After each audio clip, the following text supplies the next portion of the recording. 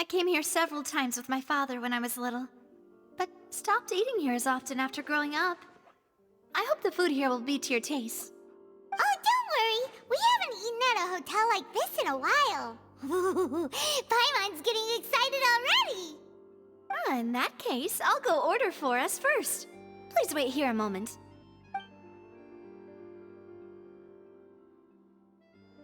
Ooh, everything looks so good.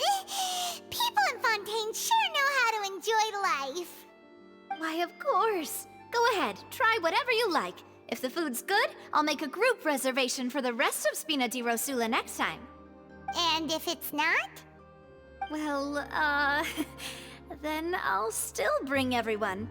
Albeit with only one dish per table.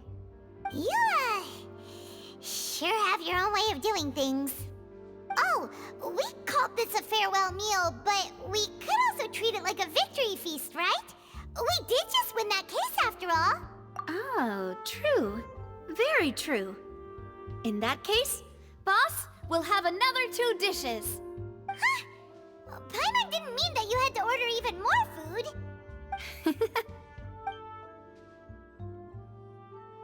Speaking of cases, do you think that the mastermind behind the serial disappearances will get caught soon now that this has all happened?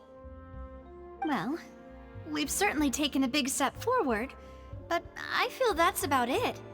We know that there's an organization that means to dissolve these young women, but we still don't know what they are really after. If it hadn't happened right in front of us, Paimon wouldn't have ever believed that a person could be dissolved like that. Right? Yet it was because this was such a preposterous notion that the investigation could never really move forward before. Ugh. If only that guy could have finished speaking! We were so close to hearing who was behind it. In such investigations, even the smallest step can seem like a yawning chasm if the trail of clues is cut off. To be honest, I don't have high hopes for any follow-up that the authorities might conduct. It's not that I don't have faith in their ability, it's just that a different perspective is required in some matters. It's easy to guard against and deceive a single narrow perspective. A shift in thinking is required at such times in order to produce a breakthrough, which is exactly why the Spina di Rosula exists. Those highfalutin folk are not all-knowing. That's why we exist, to seep into the cracks where filth falls through, where their watch fails them. That's the kind of problems we solve. Seems Paimon thought things were simpler than they actually are. It's all right.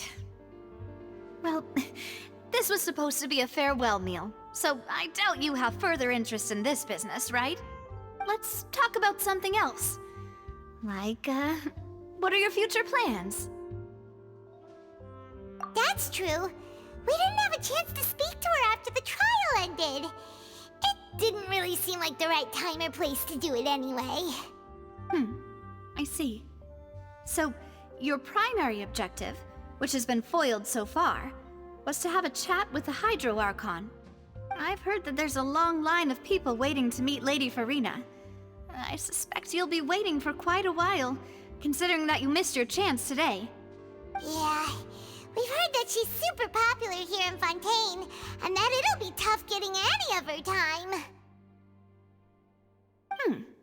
Well, would you consider some more, unique ways? Perhaps even methods of, let's say, questionable legality?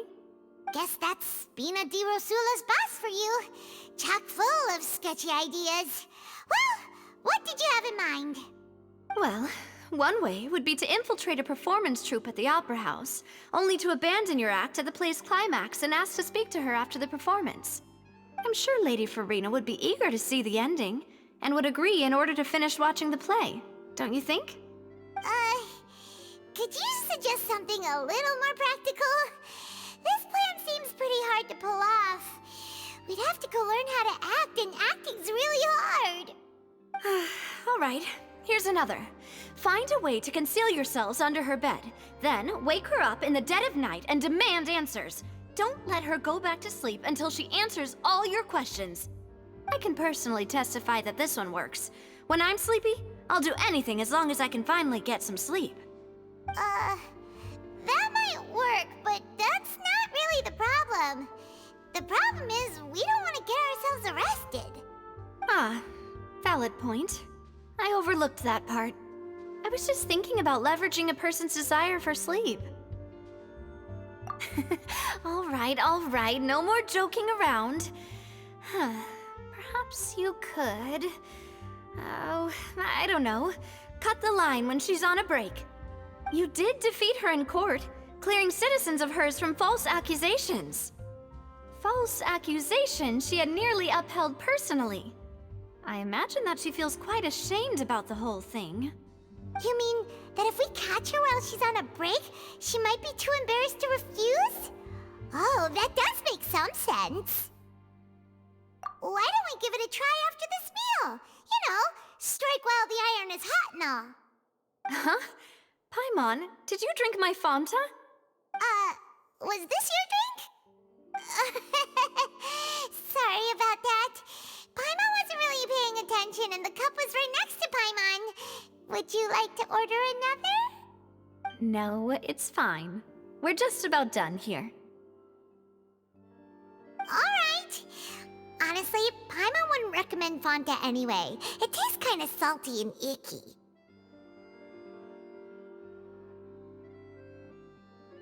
Is that so? Huh. Well, in that case, we'll have to blacklist the Fanta here then. If we're all finished eating, then I'll go pay. Yeah, we're stuffed. Thanks for the treat, Navia.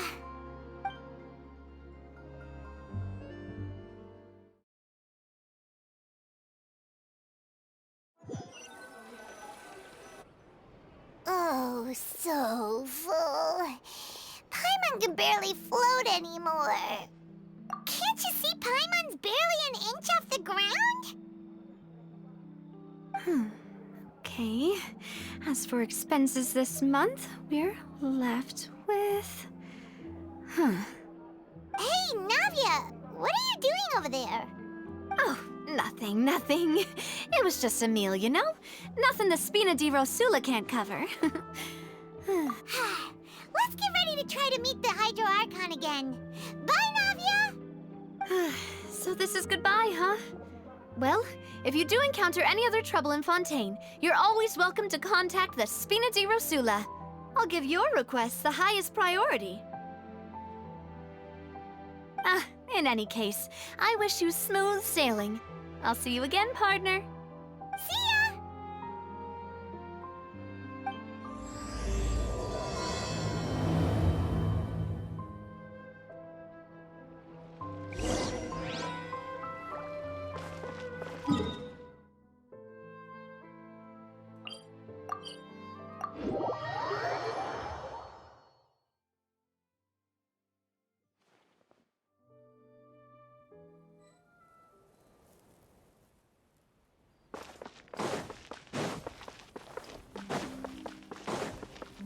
Time to go.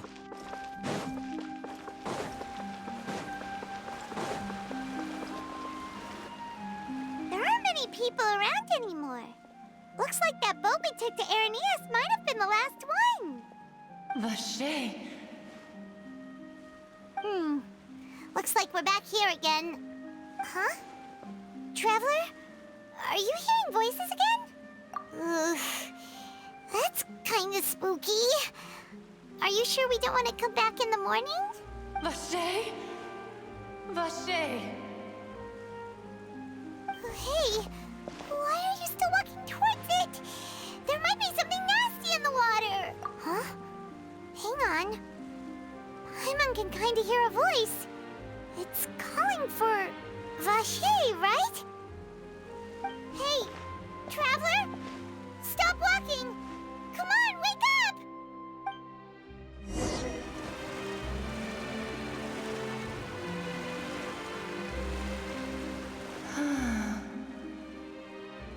Vache, are you... my dear Vache?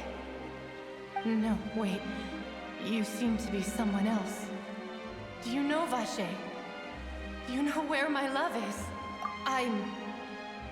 Wait. Who am I? I'm very sorry. I fear I do not know. My memories feel like they have been washed away like a flood. So many fragments dissolved amidst the tide, never to be recovered. How much have I lost? How many things that I once held dear while on land have I since forgotten? Yes, that is what I was once. But now, I am but the consciousness of one who has lost their form. I do not know how I came to be like this either. I only vaguely remember being covered in light blue water, and then all grew dim. I also remember going to many places. I loved adventure, loved exploring places of peril. No matter where I went, Vacher would go with me. I knew how dearly he loved me, and I also loved him equally as much. But now, we can no longer go back. The pain of such parting, I never knew how heavy it could be. No, our reunion no longer has any meaning. There is no way for us to create any new memories. The thought of me gives him no succor, so let it lie forgotten beneath the waters. If you meet Vacher, tell him not to look for me. Tell him to move on. That is the only thing I still remember. Perhaps that is so. As I was submerged in the waters, losing consciousness, I saw Vacher above the surface. His eyes were filled with such sorrow, such longing. If only I could have comforted him, told him that I did not suffer. Indeed, I had felt a great warmth.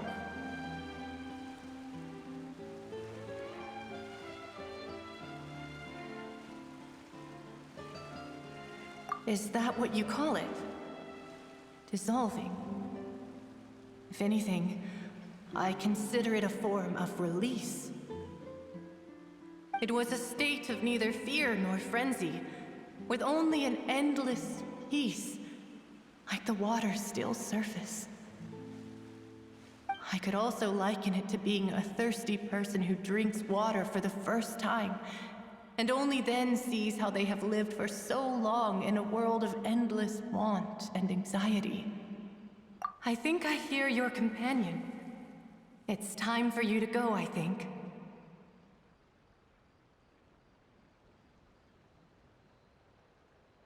Farewell, then. I am glad that you were able to sense my presence. Remember, if you see Vacher, tell him not to seek me out any longer.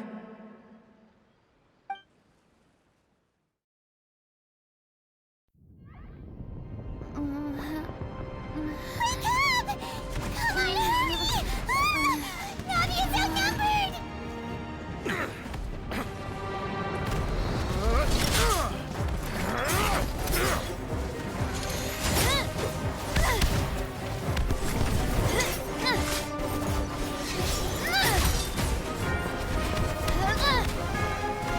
Demoiselle, look out!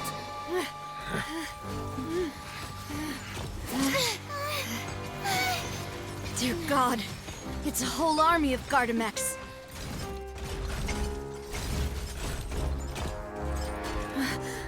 Clorinde?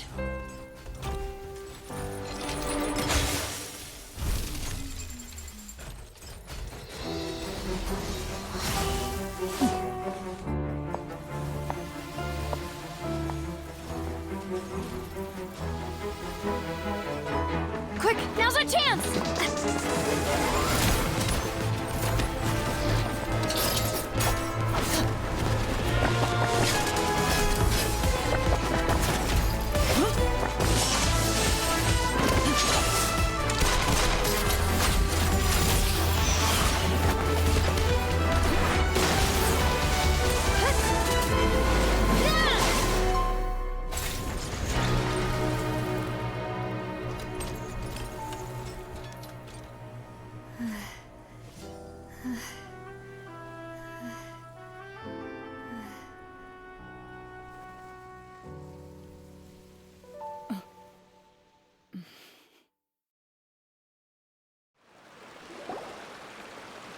I should thank you for lending us your sword there, Clorinde. But before I do so, could you explain how you managed to show up here? I followed you. It seemed to me that danger has followed you more closely as of late. I believe that following someone without their knowledge is actually called stalking, is it not? Mr. Callus's last wish was for me to ensure your safety, and I will not betray his trust. He would do the same, were he alive today. Do not speak of my father! Sorry, demoiselle. I was not strong enough. Thank you for your aid, Miss Clorinde, but do keep an eye out for your manner of speech. I believe we all wish to avoid unnecessary emotional harm. Sorry, I did not consider your feelings. Whatever. What else do you know? How did you come to the conclusion that I'd be in grave danger? I doubt I know much more than you, but I believe that the mastermind behind the serial disappearances is very powerful. Your performance tonight will almost certainly attract their attention. I'm sure they've known about me. To be honest, I'm shocked it's taken them this long to act against me. And what about these Gardamex? I thought only those associated with the Maison Gardiennage could control them. None of these mecha have serial numbers. I was sure to check a moment ago. They are not the ones used by the authorities to enforce the law.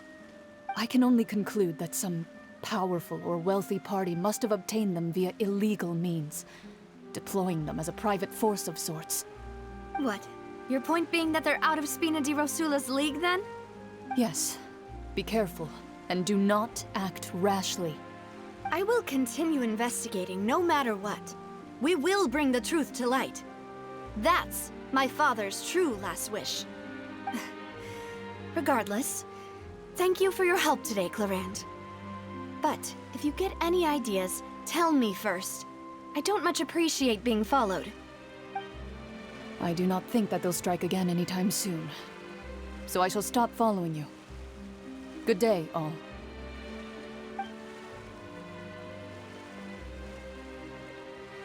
Right. I suppose that's the best news we've gotten today. Demoiselle, I believe that Miss Clorinde was being sincere with you. If we tried, we could attempt to thaw relations a little. I know, she's... Oh,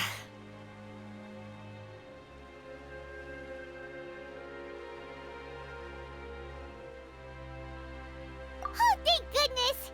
Paimon thought we were done for! Those Gardamex came out of nowhere while you were unconscious, and Nadia and her gang saved us!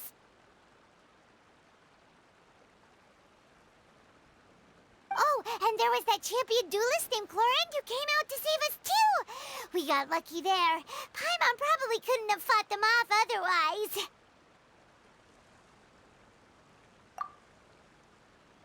Oh, come now. Forget all that polite talk. That wasn't really a farewell meal we had back there. Not for me, anyway. In truth, I hope that every meal we have together shall be a victory feast. As such, we're still partners.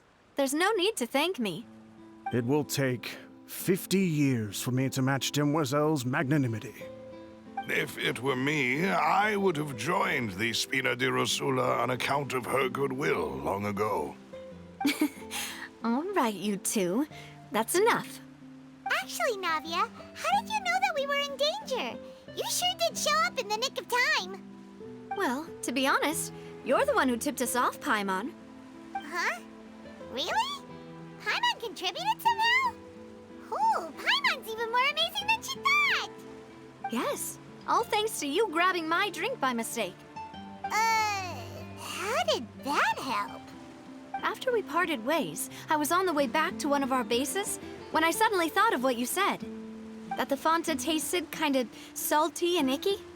Fanta only comes in sweet flavors, so how could it have tasted salty? The color of the drink, if I recall, had also been a bit off. So the Fanta had been spiked with water from the primordial sea? Yes, so if you hadn't drunk that cup for me... Spina di Rosula is preparing the grandest of awards for you as we speak for saving the boss. Huh. Really?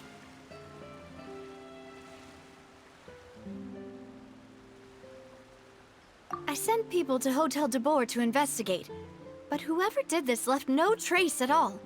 That's when I figured out that you might be in danger, and hurried here as quickly as I could. But why would they go after us too? All we did was defend Linny in court and help clear his name. Ugh, now we're caught up in this mess too, aren't we? Well, you did foil a plan that they were probably pretty proud of, and almost got their name in the process. Speaking of which, did anything strange happen when you drank the primordial seawater? Well, it can't be a coincidence that the traveler fainted just now. She said that she heard that voice calling for Vache again. Oh, and this time Paimon heard it too, but it was real faint. Does this situation have to do with the primordial seawater then? Does that mean the primordial seawater raises someone's sensitivity to hydro when it's used on people who are not from Fontaine? That doesn't sound like too much of a bad thing, to be honest. New intel? While you were out cold? Well, let's hear it, shall we? Oh, that is important. Vache. That name doesn't ring a bell. I suppose he hasn't stepped forward as a witness in court lately. Since he saw that young woman dissolve, he was at least at the crime scene. But he never gave testimony or any information regarding people dissolving in the primordial seawater. Could he have been threatened? Yes, thank you. This is very important information indeed. We will continue to investigate.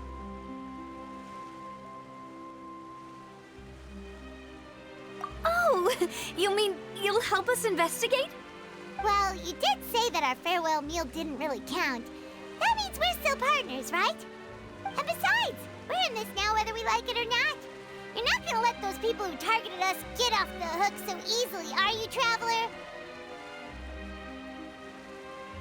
Demoiselle, do try not to look quite so pleased. You are the face of Spina di Rosula, after all. You talk too much. Well, in that case, let's head back to one of our bases, shall we? I'll arrange accommodations for you. We also have some plans to go over, and hopefully we can deepen our bonds as partners. But we'll take that one step at a time, I guess. Don't worry, you two. With us around, our base is definitely secure.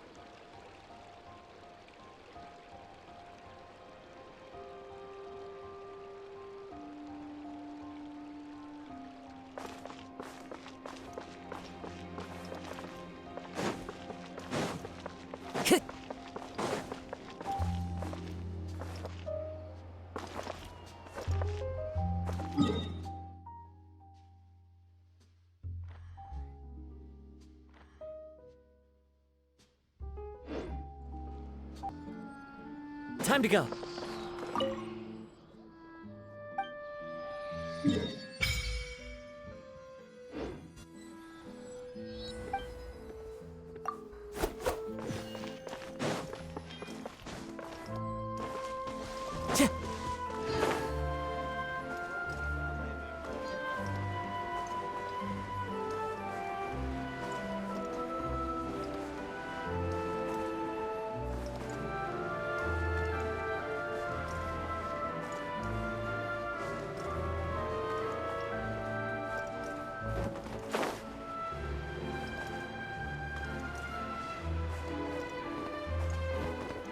Follow the wind.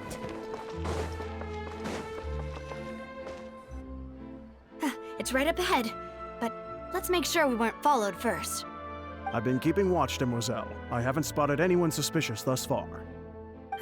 Very good. But let's not let our guard down for now. I shall find rooms for our respected guests. Thank you, Malus. Now, let's continue, Traveler.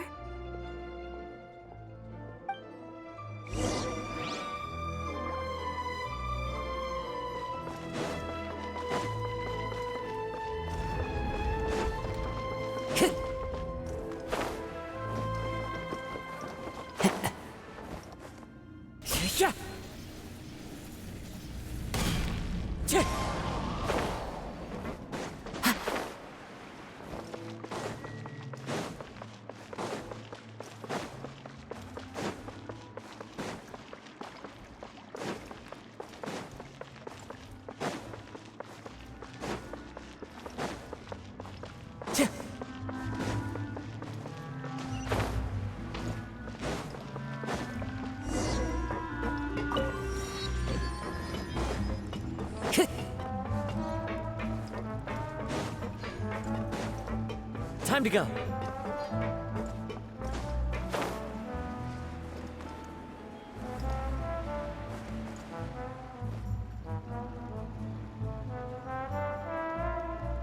So, this is your base? It's not quite what Paimon imagined. Your accommodations have been arranged. Under the present circumstances, I can confidently say it's the best we have.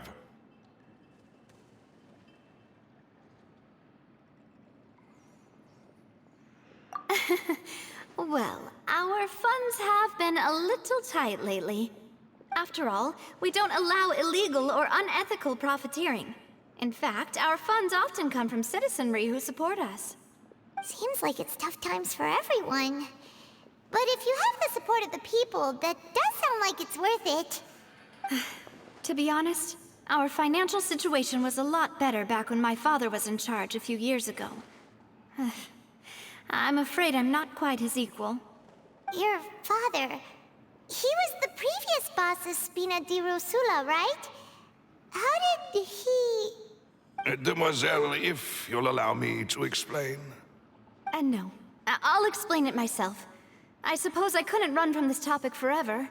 And as partners, this is something I hope they can understand. My father's name is Callus. Yes, the same one they call Callus the Unfaithful in the streets. 3 years ago, he was accused of murdering his own friend.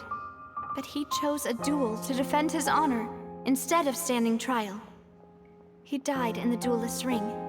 Oh no. But I do not believe my father was a murderer. I'm sure he was set up. At the time, I believed that if he only stood trial and was duly investigated, something amiss would crop up and prove his innocence. But strangely, he not only requested the duel himself, but rumor has it that even after being seriously injured, to the point where he could be deemed as having lost the duel, he refused to surrender, determined to die in the arena. 3 years later, I still don't understand why he did that. How could he protect his honor if he's dead? If anything, he gave up his chance to defend himself.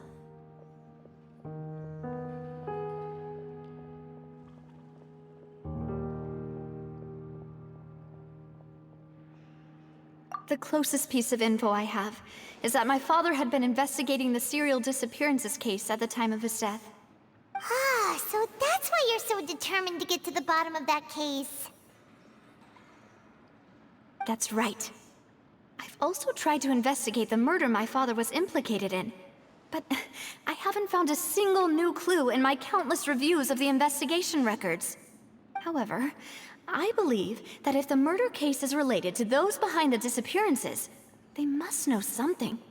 I must know what really happened. Was my father coerced? Framed? Even if he really did kill his friend, I must get to the truth. If only he'd been more open with me when he was still alive. He even hid the fact that my mother died due to complications when giving birth to me. And now, here I am investigating his death. You really are a handful, aren't you, Papa?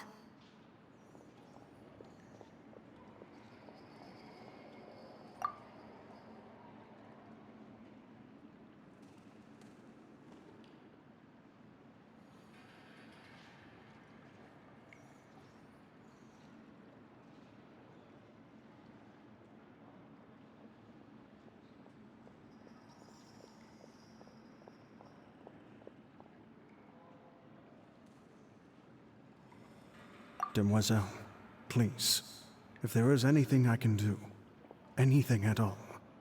I also will never believe that Master Callus murdered anyone. There are none whom I respect more than the two of you, Demoiselle. Master Callus did so much good in life, yet all it took was one murder case for him to be dubbed Callus the Unfaithful. Even our supporters decreased greatly due to that incident, hence our strained finances at present. Wait, if Callus was such a good man, wouldn't people at least be a little suspicious when he was accused? No. Perhaps people just revel in that kind of drama. It's not something exclusive to people from Fontaine, really. Everyone's like that. People love watching the evil turn over a new leaf, but they also enjoy watching good people fall into an abyss from one slip-up just as much. But how could... never mind. If Callus was really falsely accused, we have to find the truth. He didn't deserve to have that happen to him. There is one other thing. Master Callus's opponent in the duel was Ms. Clorinde. Oh, her? Well, then, isn't that as good as saying that she was the one who killed him? Yeah, that's not the sort of thing that you can just let go and move on from. Ms. Clorinde has always placed great emphasis on the honorable nature of the duel. If her opponent doesn't yield, she will not stop either. She knew Master Callus beforehand and greatly respected him, but seeing how he was resolute in the arena, there was only ever one choice she could have made. It's not that I don't understand her at all, but I just can't deal with this yet. Don't worry, Navia. Paimon knows how you feel. You don't have to force yourself to do that. Afterward, Ms. Clorinde told us that at the start of the duel, Master Callus requested that she ensure Demoiselle Navia's safety. Yes, that is our understanding as well. Oh, Papa. What madness drove you to ask the person who killed you to take care of me? All right, anyway, that's the information I wanted to share with you. Even if it did sound like I was just complaining towards the end.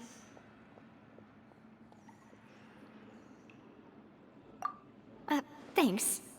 You two should go and rest. This was quite a day after all. Yeah, Paimon's beat. Please, relax and get some sleep. We will ensure you rest soundly.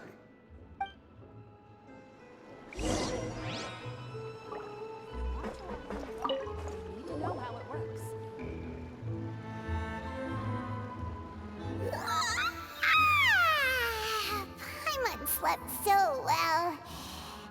This place feels almost too safe. Huh? Navia? Where did the other two go? I sent them back to Poisson. It's Spina de Rosula's place of origin, and where we have our headquarters. There's not much for them to do here at the moment. Paimon gets the feeling that you're just trying to get them off your back. But never mind that. When did you get back? Were you waiting here the whole time? No, I just returned after going out for a while. I did some investigating yesterday regarding the name Vacher.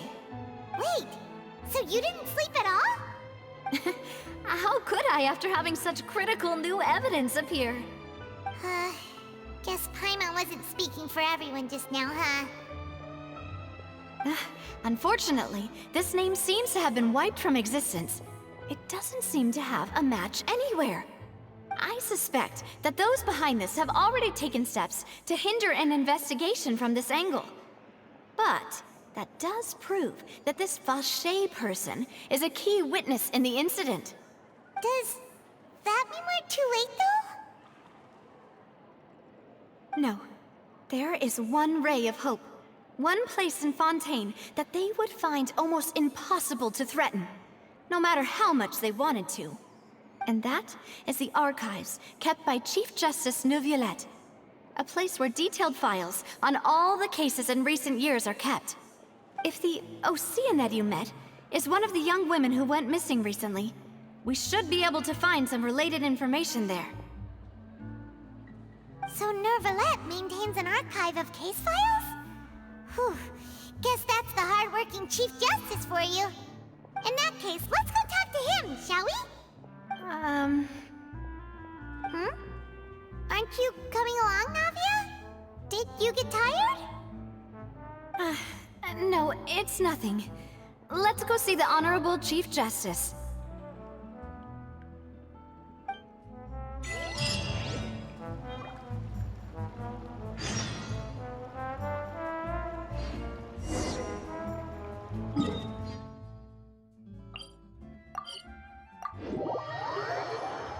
The Palais is right up ahead. Come on.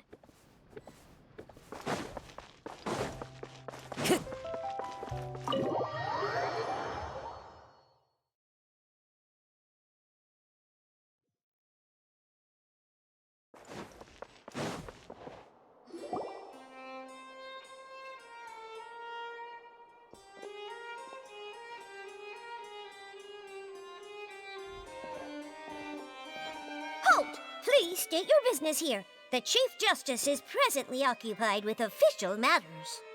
Huh. This place does look pretty heavily guarded. Guess that proves that Nervalette's files are really secure. Hey, don't you recognize us?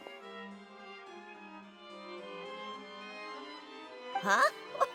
Who are you?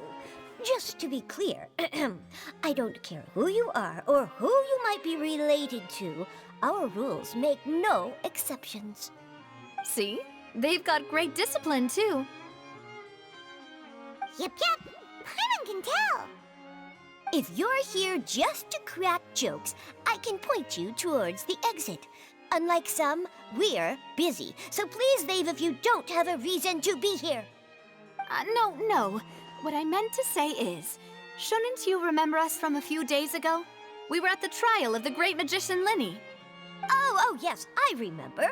I read about it in the Steambird. You must be Linny's attorneys. It's all coming back to me now. We're here today to report and archive some information on a follow-up case. Huh, is that even a thing? Of course. Don't worry. We're here on official business. You can trust us. All right then, I'll let you through. The Chief Justice is just inside. Thanks so much.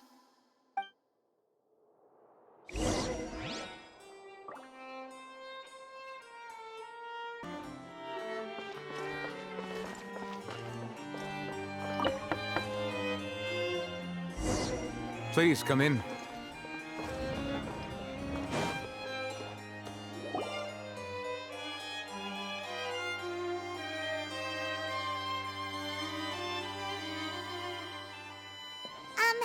Sorry to barge in, Monsieur Nervalette. We only lied to get in because we didn't know any other way. It's all right. Please let me know how I may be of assistance to you. So you're not mad at us? We're looking for a man called Vacher. He may have been an eyewitness in the serial disappearances case. If we can find him, we may be able to unearth some key information on the case. Ah, I see. In that case, please wait here a moment while I browse through the files.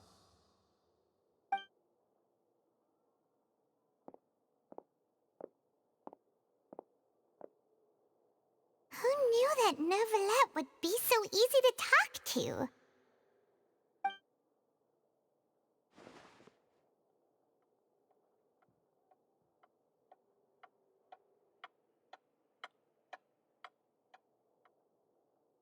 Unfortunately, I'm quite certain that no one by the name of Vacher has been involved in any case, criminal or civil, in the past several years.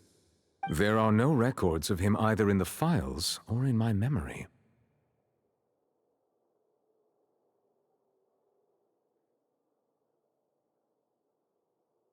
Traveler, what if it was really just a dream? Is that so? All right then. Thank you so much, Monsieur Neuvillette. We'll take our leave now.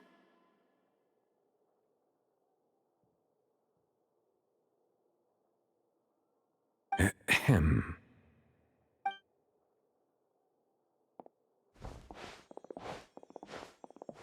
Miss Navia, I can understand how you feel. Your father, Callus, was a truly exceptional man. We deeply regret his passing.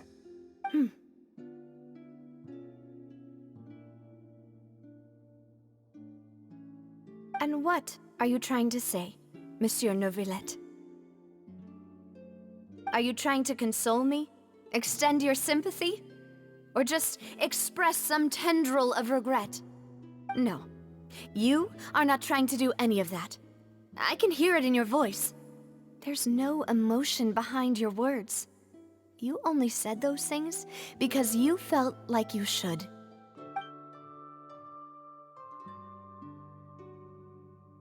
It's just like last time. After my father took his place in the duelist ring, I pushed through the guards to talk to you as a last resort. You even told me then that you thought there was something fishy with the case, yet you still allowed the duel to go ahead. In your eyes, the value of a human life is nothing compared to those cold laws you hold so dear. If you truly regret my father's death, then why didn't you call a stop to the duel? Why didn't you give me the power to stop him from throwing his life away? Why did you just let him die, despised and hated by all? Everything was hanging on a thread at that moment. Just the tiniest effort could have changed everything. There are still so many things I never got to tell him. So many questions he still owes me answers to. If you really have no heart, then just look me in the eyes. I, Navia, will show you the true meaning of regret. I'm sorry, Miss Navia. You and my father are truly alike. You keep all kinds of things in your heart and never say a word to anyone. It's not so much that you can't feel, but that you would never express anything. Oh well. In any case, everyone already knows full well the apathy of the Chief Justice. My apologies for taking my emotions out on you, Monsieur Chief Justice. Let's go, Traveler and Paimon.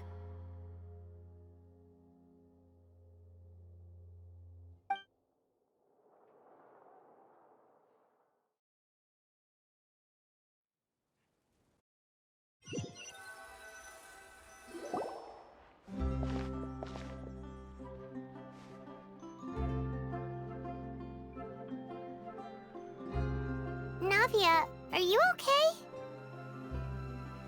I'm fine. Rain. It's raining. You're right. Wasn't it still sunny when we went into the building? And there shouldn't be any active trials today. How strange. Now that I think of it, on the day my father was convicted of murder, it was also raining.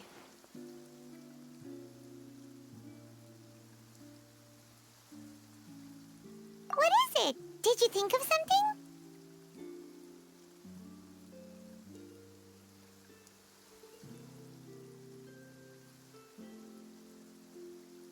Yeah, he was outside. It was uncovered and the rain could fall there. Why? Do you think the rain could have affected the crime scene? That thought has occurred to us before. We've even expanded the search area to try to account for that, but didn't find anything of value.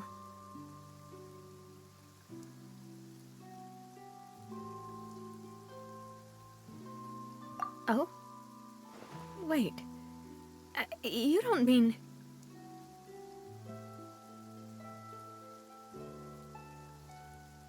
So you're saying that the true murderer could have been turned into water and then got washed away with the rain?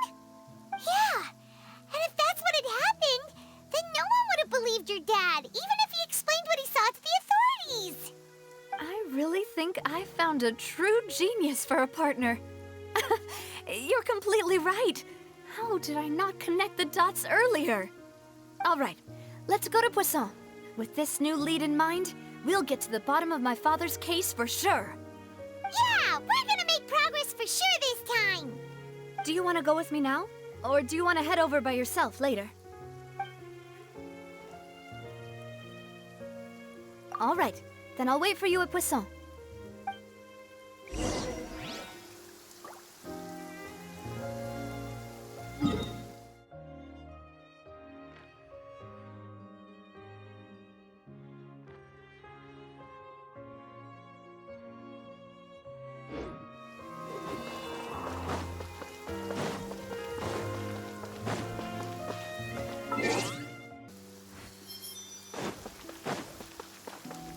Time to go. Clear weather all around brightens the heart.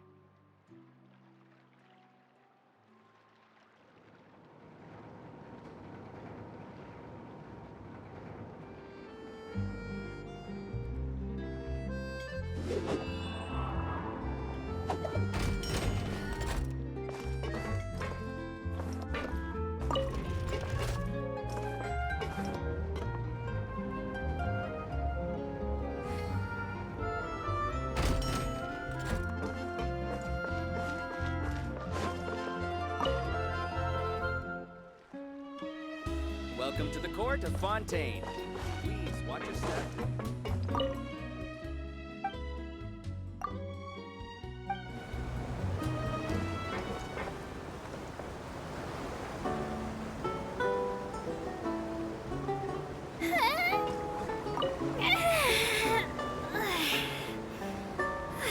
Okay, I'm back to work. Please take your seats. It's time for our merry departure. This Aquabus tour is bound for Romaritime Station, and I'm your tour guide, Aval. I'm here to tell you all about the amazing scenery we'll pass by on the Clementine line. Even though I'm not an expert tour guide, when it comes to interesting stories and important places in Fontaine, I definitely know a thing or two. I hope that my commentary will give you a newfound appreciation for this nation, and that you'll be inspired to visit every corner of Fontaine, just like Elfin was.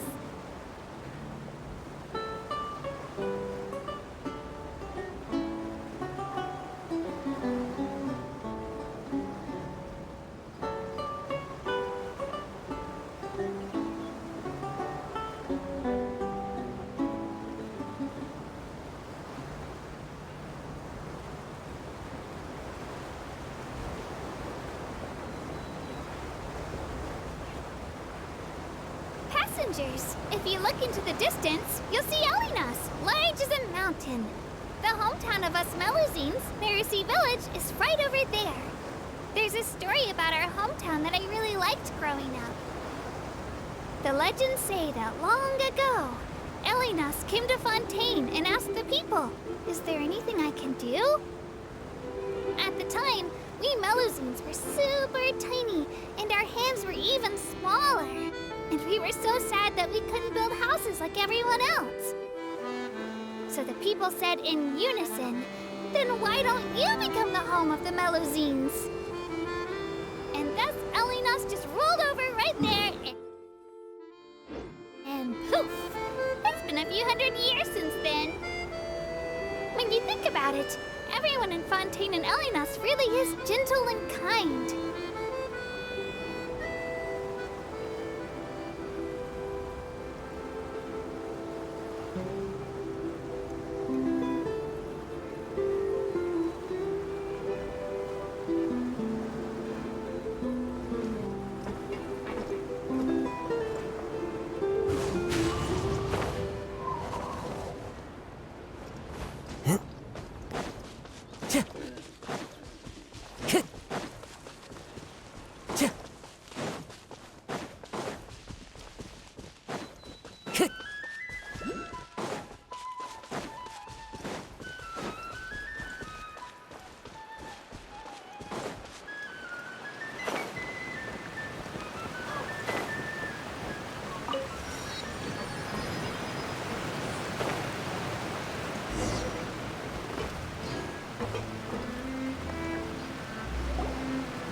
Whoa!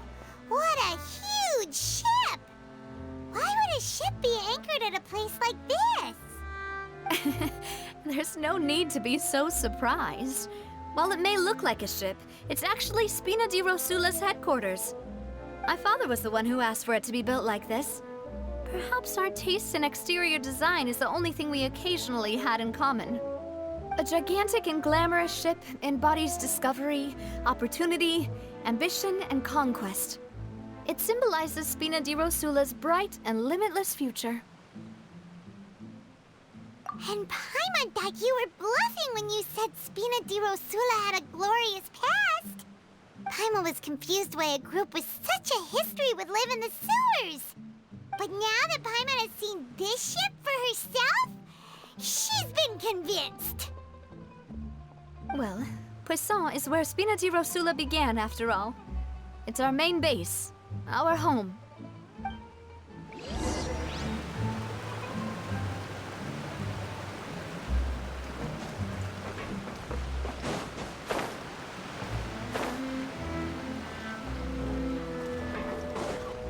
Time to go.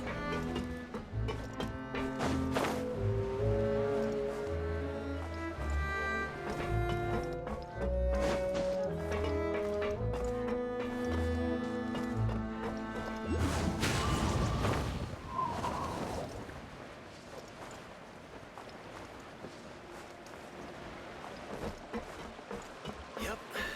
They might have it. Into the wind.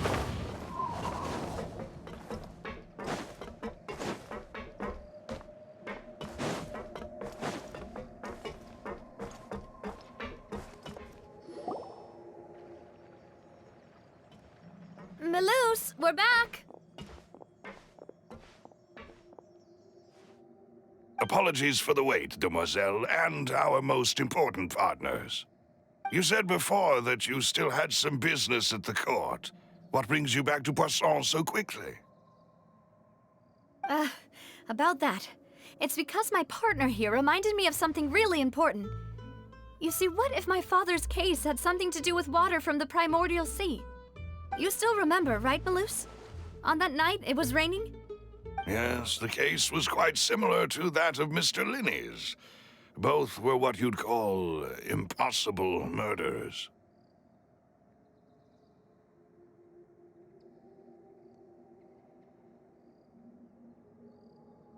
Could you tell us a bit more about what happened before? Yeah, of course. Many years ago, something called synth began to gain popularity in Poisson. At a glance, it was a kind of drink that could excite your mood and produce many pleasant hallucinations. Wait! Didn't that guard guy who turned into water also mention that the primordial water could be used to produce some kind of potion? Yes, he did.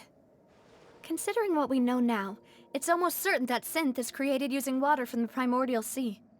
If you drink synth for an extended amount of time, you'll suffer many side effects, such as losing the ability to focus or control your emotions. And if you were to stop drinking it completely, you'll experience flashes of paranoia and anxiety while lacking energy to do anything. It's an extremely dangerous substance. As he oversaw Poisson, my father was compelled to put a stop to synth abuse and called for a complete ban of it. Boss's uncompromising attitude incurred the synth vendor's wrath, but no matter how much they threatened or bribed him, he refused to yield. Not only that, Boss became determined to find the mastermind behind the synth operation and put an end to the problem once and for all. Yes, but the enemy was very cunning. So he could never get anything out of the dealers, all of whom only sold the stuff and weren't privy to the rest of the operation. Recognizing that, my father decided to contact the dealers in secret and cultivate personal relationships with them. Finally, he was able to convince someone to become his informant. The man's name was Jacques. He felt greatly ashamed about his work after seeing many families destroyed by synth abuse.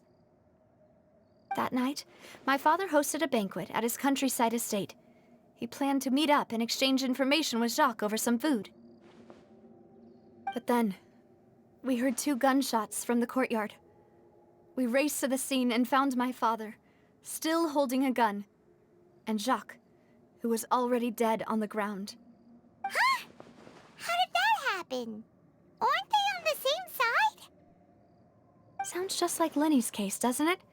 In both cases, the culprit seemed obvious, but neither appeared to have any motive at all. Looking back on it, though, I now believe the most important clue was something we all overlooked at the time. There were pieces of clothing left at the scene.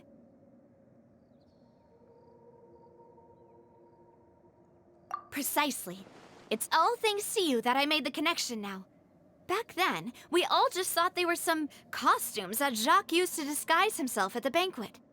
But, considering it now, it's almost certain that they belong to a third person at the scene. With one extra person, we'll also need to reconsider why the 2 shots were fired.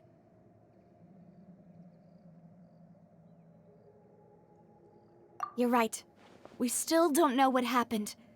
But my intuition tells me that we're on the right track to figuring it all out.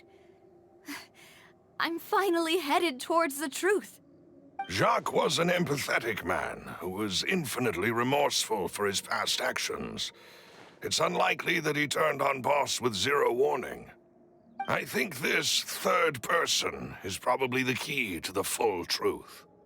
On that note, however, even though this will not please you, demoiselle, as your and your father's butler, I must still offer a word of warning. Our opponent is insidious and cruel. They are extremely difficult to deal with, and Boss has already lost his life trying to bring them to justice. Even though Spina de Rosula has lost most of its former glory, Poisson has welcomed a new time of peace, and we have been allowed to live out our lives. There is no need to follow your father's path. It would be both wise and in line with Boss's wishes to step back and give up on the case.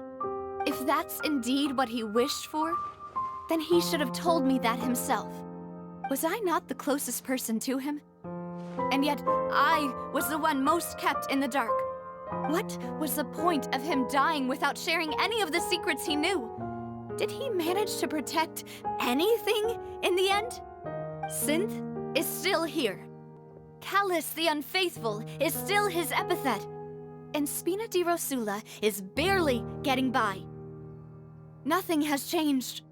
Did he think I'd just accept his meaningless death and live out my life just as meaninglessly? I've never accepted that. Ever. Not since that day, and certainly not now. I want to find out the real answer for everyone's sake. For the missing girls, for the victims, and for myself. Navia. This is indeed the best moment to act. Your partner appears to be quite reliable, and more importantly, demoiselle, I think you're also ready to take this on. So you do know something else, Malus? Yes, I do. In fact, even before that banquet, Boss already knew of the connection between Synth and the serial disappearances case. But what drove all the tensions to the boiling point was the revelation that you, demoiselle, had been selected as the next target to disappear.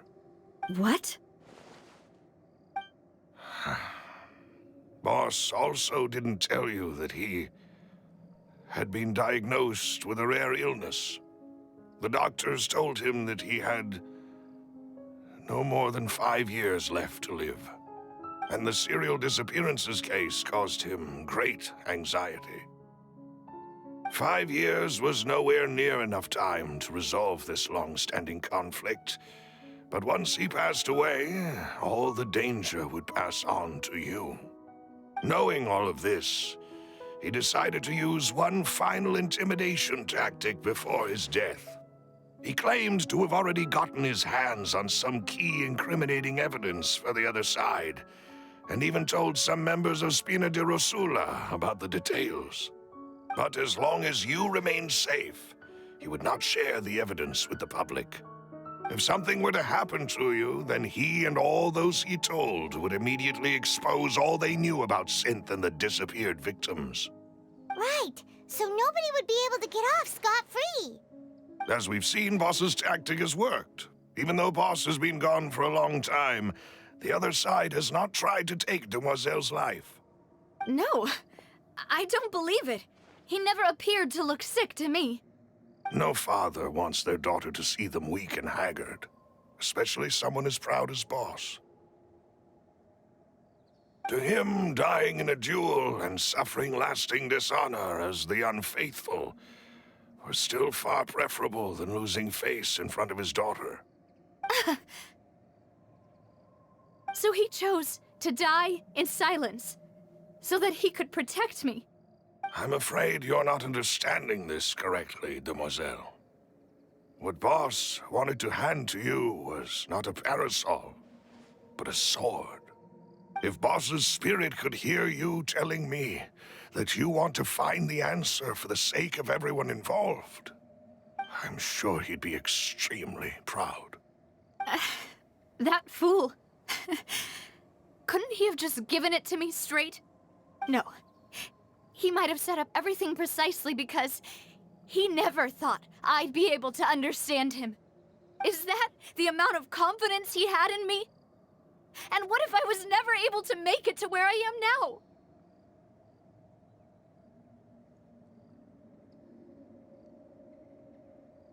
Yeah. I suppose that's true. With the way he'd set things up, if I had wanted, I could have just lived out my life without a care in the world. But thankfully, he rarely talked to me about complex matters, and thus understood little of me as a person. In this case, he really didn't need to give me an easy way out. Malus, what was the key evidence that he shared with you? It's the location where synth is produced. Essentially, it's the enemy's headquarters. When he was threatening the enemy, Boss didn't share the specifics of the incriminating evidence he found. But if you want to use it against the enemy, you'll still have to take several things into consideration. Why? If we know where the place is, can't we just go storming in? You mustn't forget that we're fighting against a mysterious and dangerous organization that's been in operation for decades. There's no telling what might be lying in wait at their headquarters. We also have no idea what kind of evidence we may be able to find inside, nor what people we may be able to capture. But a single visit to their headquarters would be tantamount to a formal declaration of war. The worst case would be that we leave empty-handed, but also open ourselves up to full retaliation. Then, in that case, why not work with the Fontaine authorities? Well, you saw one of them dissolve during Mr. Linney's case. We have no idea just how thoroughly they may have been infiltrated. Huh. That's true. Seems my father really had no choice. But things are different now. It should be a lot easier to prove the other side's guilt, now that we've connected Synth with the disappearances case. You sound like you've put a lot of thought into this, Malus. I am the butler, after all. I live but to serve the boss and Demoiselle's will. I've always been willing to take on any kind of risk for your sake. But considering my relative lack of ability, I've spent my time keeping secrets, performing basic investigations, and waiting for the right time to come. Thank you for all of that, Malus. Have you discovered anything new in the past few years? Let me think. One conclusion I came to was that the enemy must be quite familiar with Spina di Rosula, or at least have an informant planted here. When I announced orders to the organization's members on Demoiselle's behalf, I used to deliberately keep a few people in the dark and observe the reactions of the synth vendors. If the vendors didn't change their plans, then the individuals informed of our orders must be innocent. If the vendors packed up and fled, however, then someone must have given them the news. After several rounds of testing and investigative tracing, I've narrowed the suspect list down to 3 people. The first is Florent, Spina di Rosula's senior advisor. Huh? Florent? Yes, surprising, isn't it? He was one of the people Boss trusted the most, which also means that he was someone who understood Boss really well. Thanks to his position within Boss's innermost circle, he always knew our upcoming plans and could thus avoid capture this whole time. There's someone else like him too. Marcel, the head of Confrérie of Cabrières. Uncle Marcel. It's a guild in Poisson. Boss helped it to grow to its current size and prominence. In the beginning, they were only reselling some daily goods, but now they're one of the richest guilds around, with a lot of business connections in the city. So, they're like a sister organization of Spina di Rosula?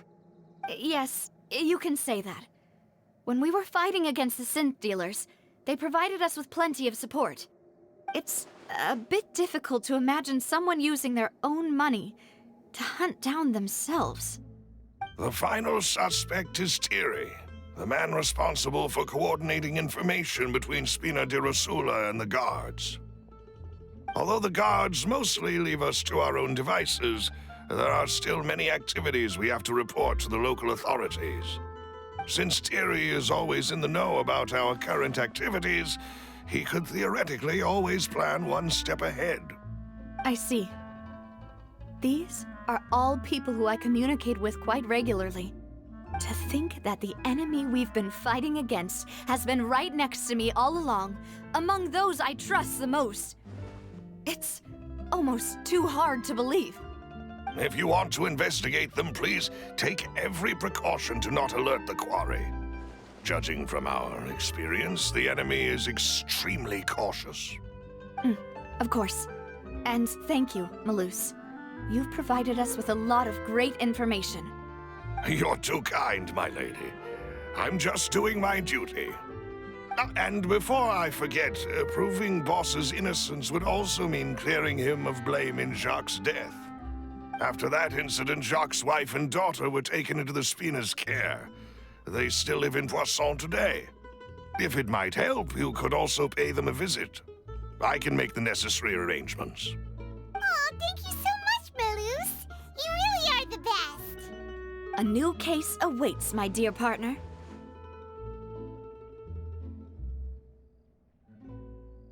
I hope we can work together to uncover the truth and end this case once and for all.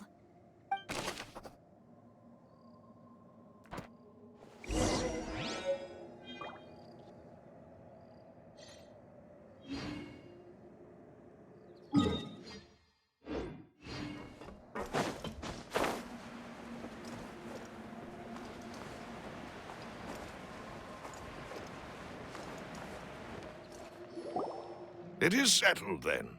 Please excuse me, and enjoy your conversation at your leisure. Thank you for arranging everything for us, Malus. Excuse me, miss. Do you need anything from us? Oh, Hey, Navia's all quiet. This isn't like her at all.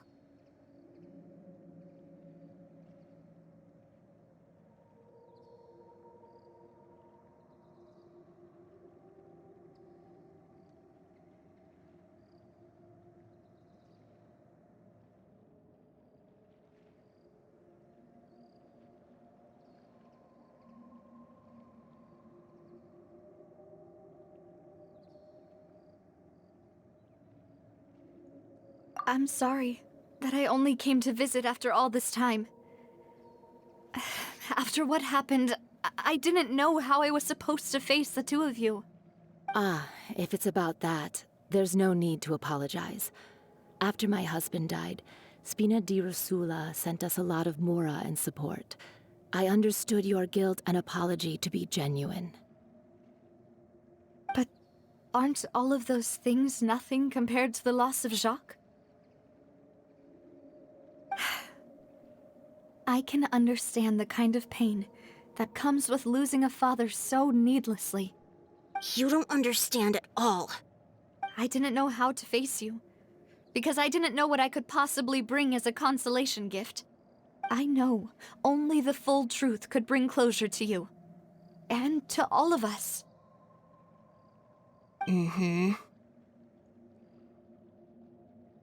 I'm sorry. I appreciate the sentiment, but you don't have to carry all that guilt. On the matter regarding my husband, my daughter and I have more or less found our answer already. Would you mind sharing it with me? I really can't believe that my father could ever bring himself to shoot Jacques. I always knew that my husband's money was earned through others' suffering. He told me countless times that if he could turn back the clock, he would never go into the synth business again. He had many regrets, and felt that he took the idea of providing for his family too literally. For the longest time, he thought Mora was everything. So when Mr. Callis came to him with a proposal, he accepted it almost immediately.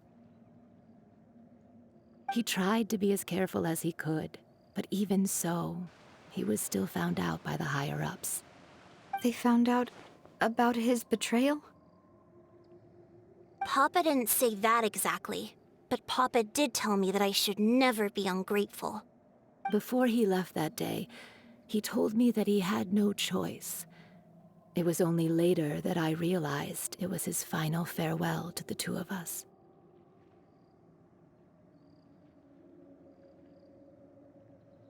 I don't know that for sure, but you could say that's the conclusion I eventually came to.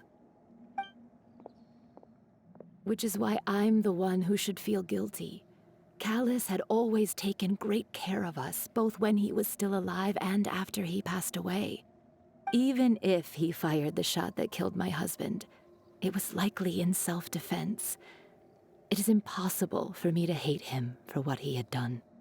But Mama, why is Papa still the bad guy if he did the right thing?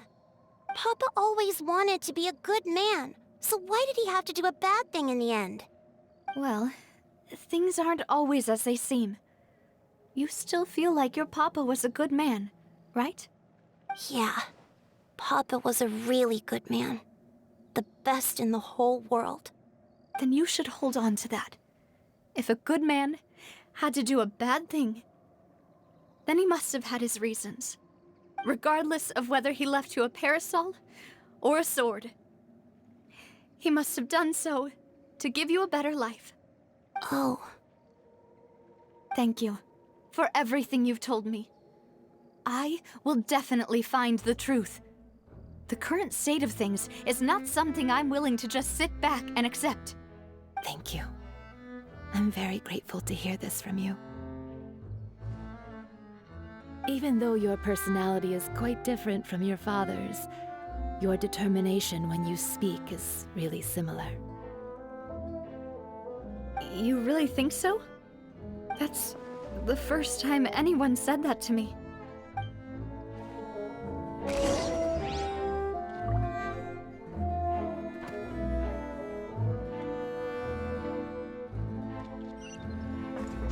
Are you okay, Navia?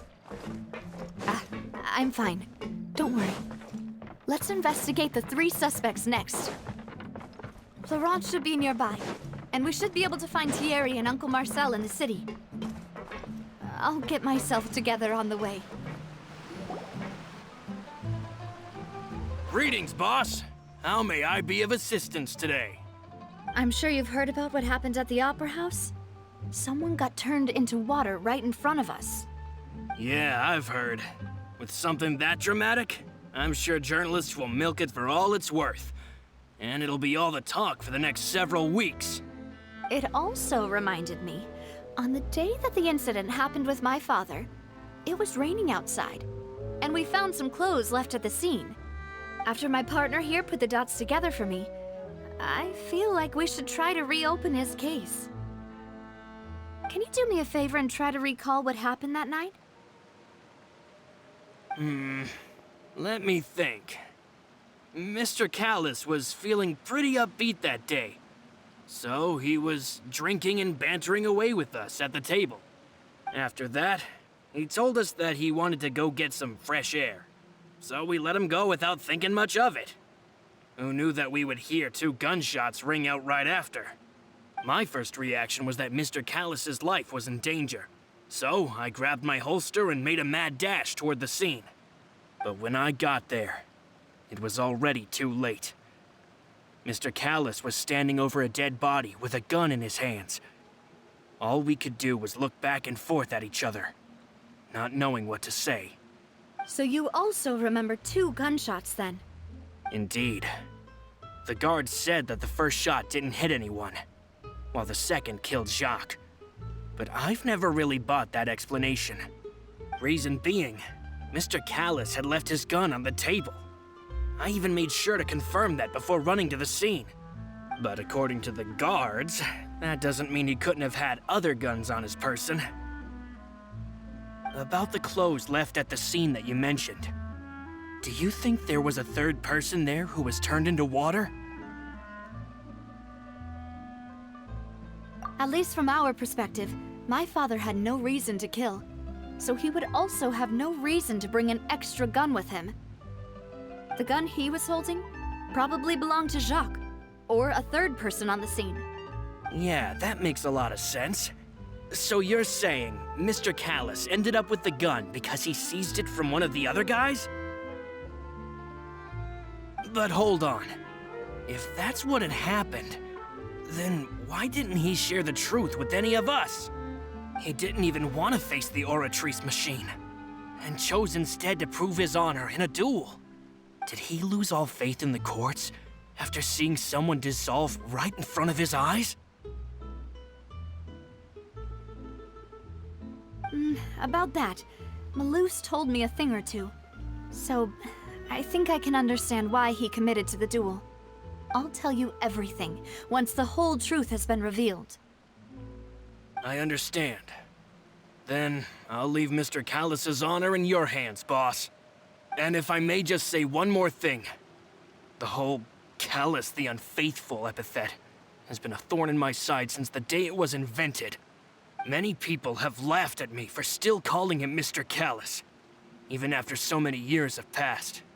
But it was Mr. Callus's trust that allowed me to rise through the ranks of Spina di Rosula and live the life I lead today. No matter what others might say, he'll always be the man I respect the most. And he'll always be my boss. Don't worry. I will definitely find the truth.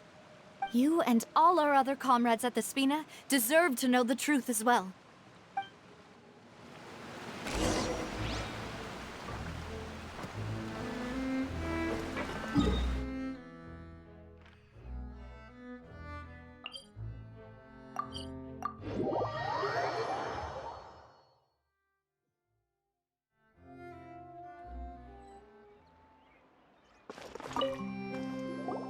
Hey, Thierry! It's me!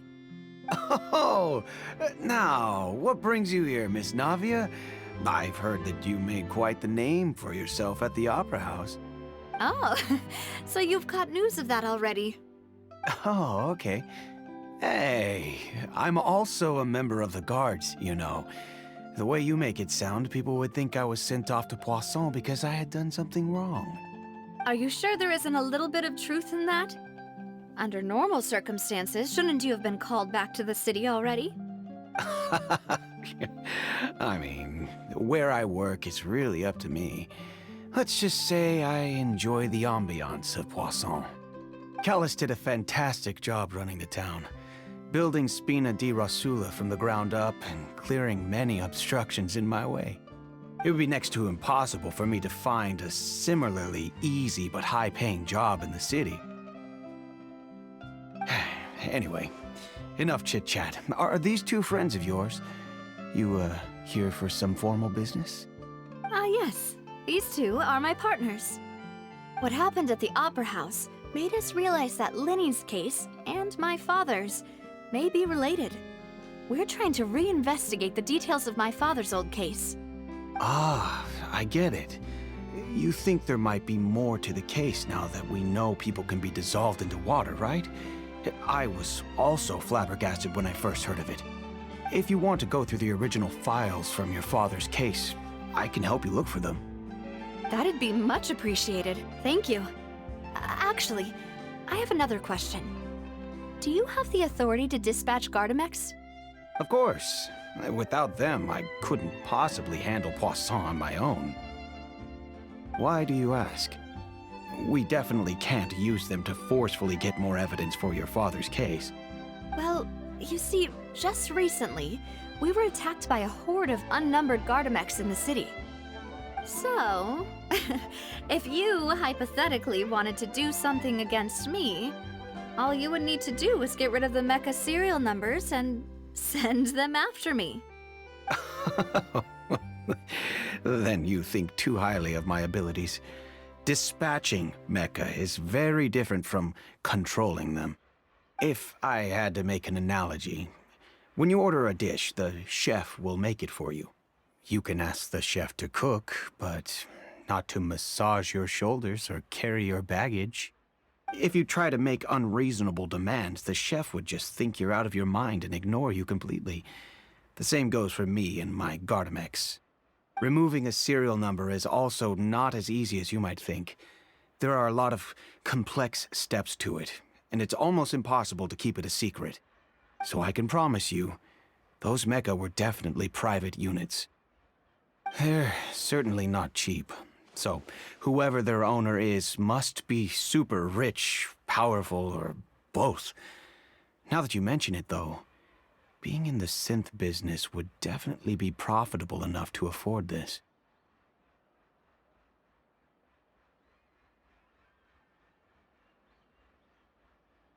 Oh, then you're officially in the clear, Thierry. Oh, well, thank you for the vote of confidence, Navia. Jokes aside, I'd like to wish you all the best with your investigation. I'll be staying in the city for a little while, so just come find me if you need any support from the guards.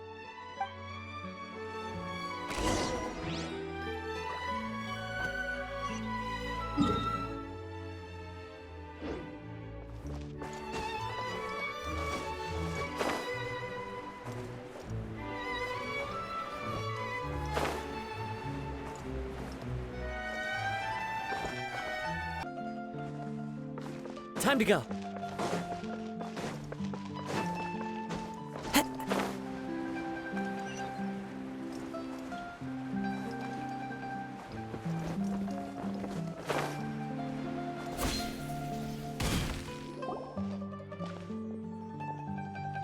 Hello. How may I help you? I'm here to see Marcel. Could you please let him know? You can just say Navia's looking for him. Sure. I will let him know right away.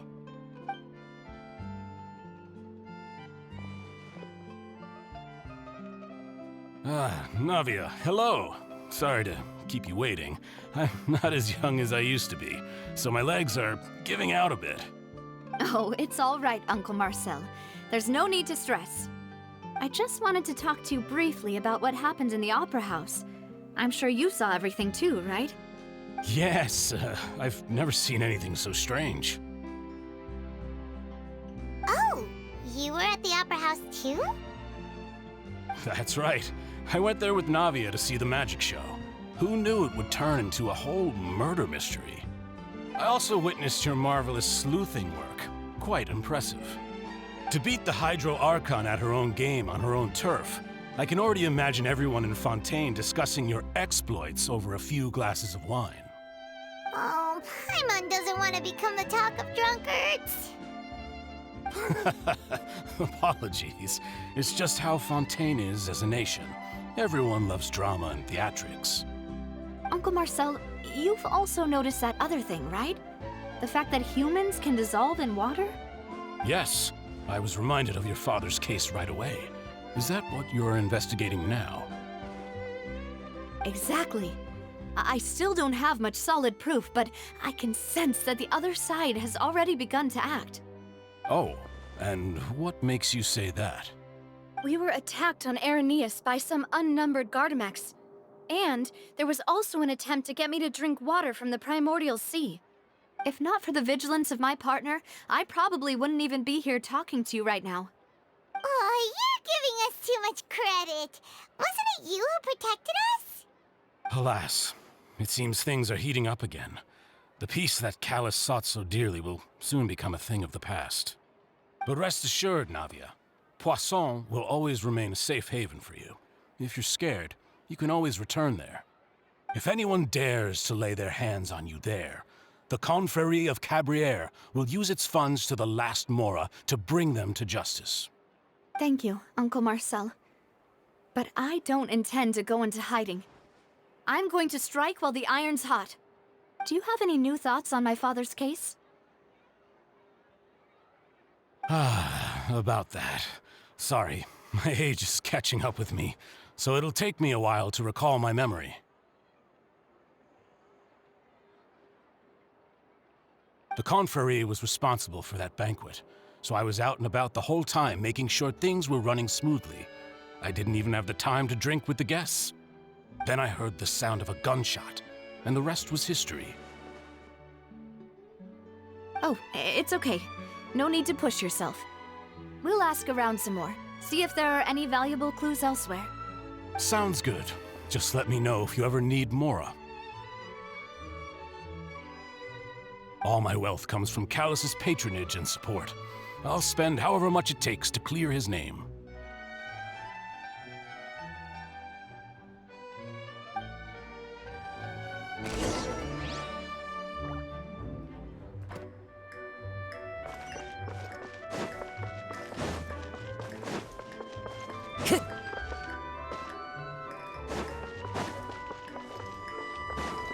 Time to go.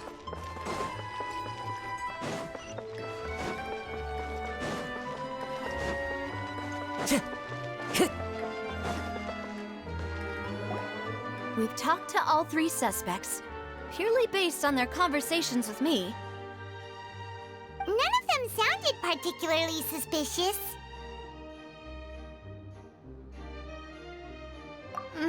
I suppose that's to be expected, though.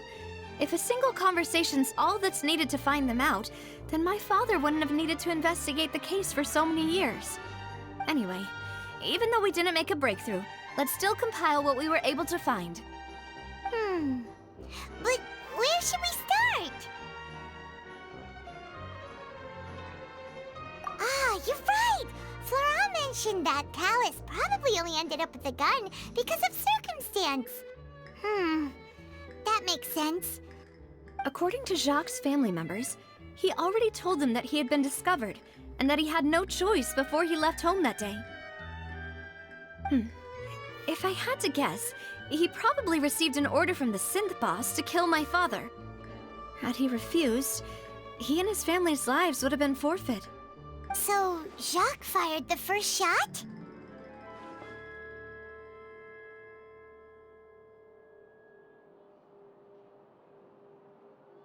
Oh? And why is that?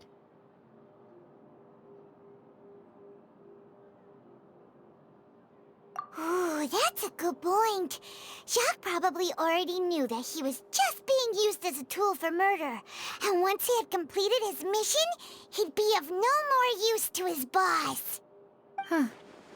So, what would make more sense from his perspective would be to turn his back on the Order and seek protection from my father.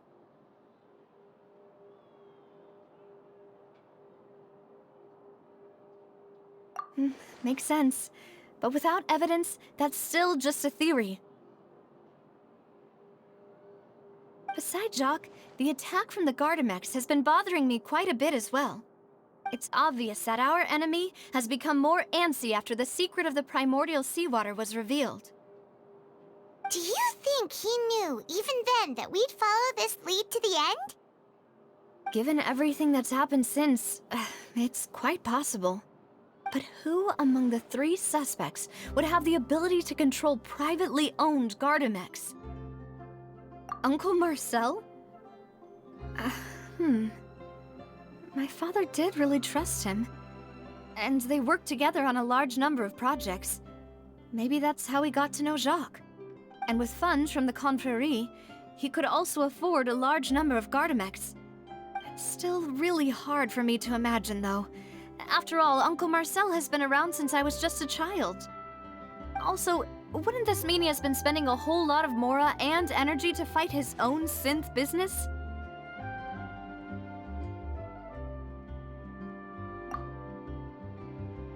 Thierry, you say? Huh. It is possible that he's figured out a way to convert the Gardamex for personal use. But I didn't feel like he was lying when he was talking to us about the mecha. I also don't think he'd be able to keep that kind of tampering under wraps. Yeah, had he actually tampered with the mecha, we'd be able to prove it with a simple check of the guard's inventory. If the mecha were taken from the guards, it should be pretty easy to find out when and how that happened. Florent? It is true that he was closest to my father, and thus had the best chance of learning about his dealings with Jacques. But as Spina di Rosula's advisor, his work mostly deals with personnel and security, so he shouldn't have much means when it comes to finances.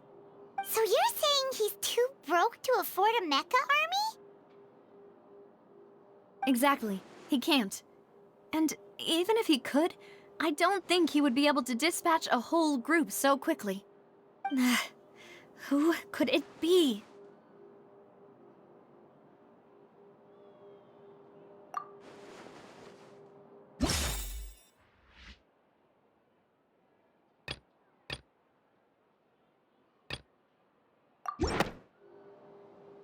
You know, if you think everything through, Uncle Marcel is indeed the most suspicious of them all.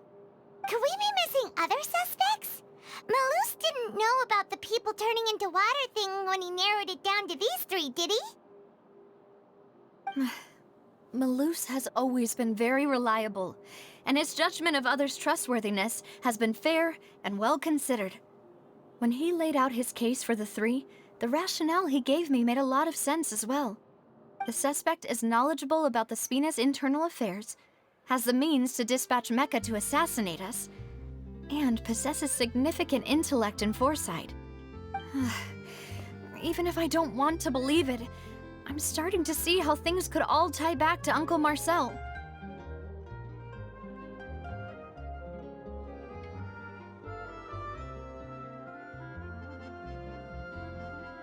Well, we still have another trump card on top of all the theorizing and speculating. Yes, Malus did say that charging straight in there would be extremely risky. But we don't have any other options right now. We need far more solid proof before we can hope to go charging in on our enemy. Navia, here you are. Oh, I've been looking for you. Huh? Aren't you the guy from the guards? Did something happen? Yeah. News came from Irenaeus just after you left. We've got another trial on our hands. Wasn't that place built specifically for holding trials?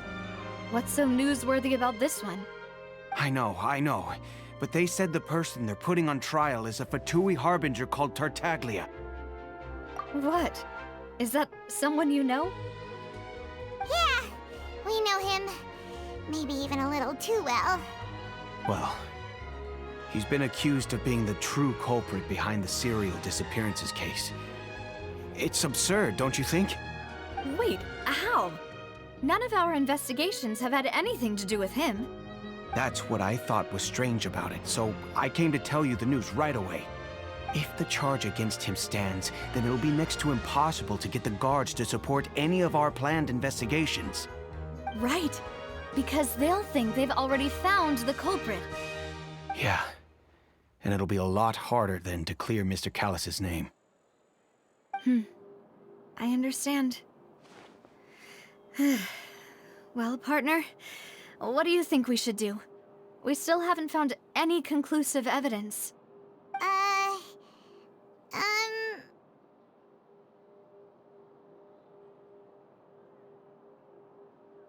Huh? Split up? What do you mean?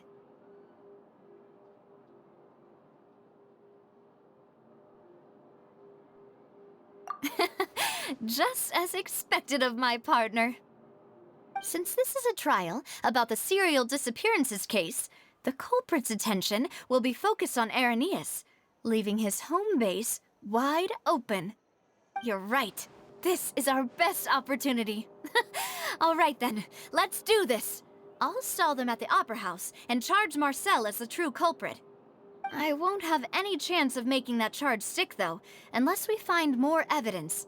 It'll be up to you to make it back in time and hand the decisive evidence to me.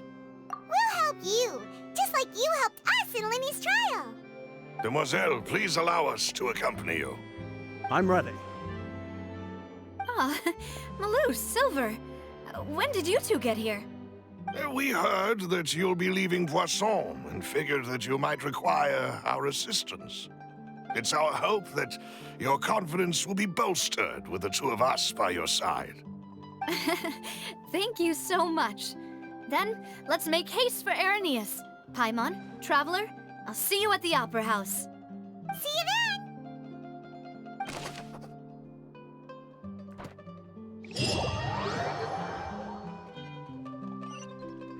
Now that Navia has set out for Irenaeus, we should also get going.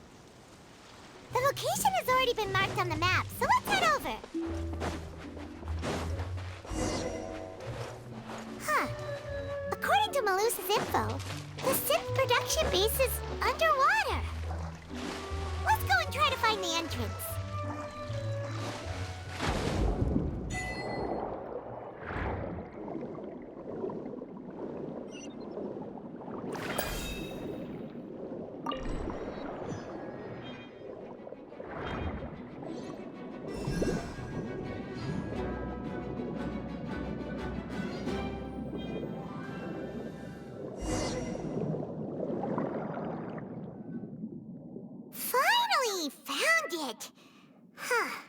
So this is the entrance that leads to the Synth production base.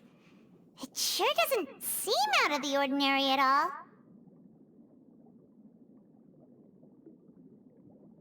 Ah, you're right.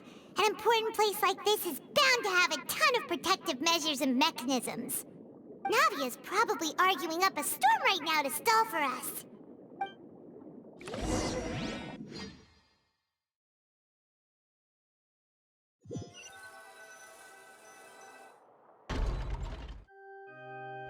It would appear that I must repeat my question again, Mr. Tartaglia. Do you accept the charge that you are the true culprit behind the serial disappearances case? To be perfectly honest, I don't understand your country's complicated court system, or the reason why I'm being charged with something I've never even heard of. However, I did hear that people who have been charged can choose to participate in a duel to clear their name. Is that right?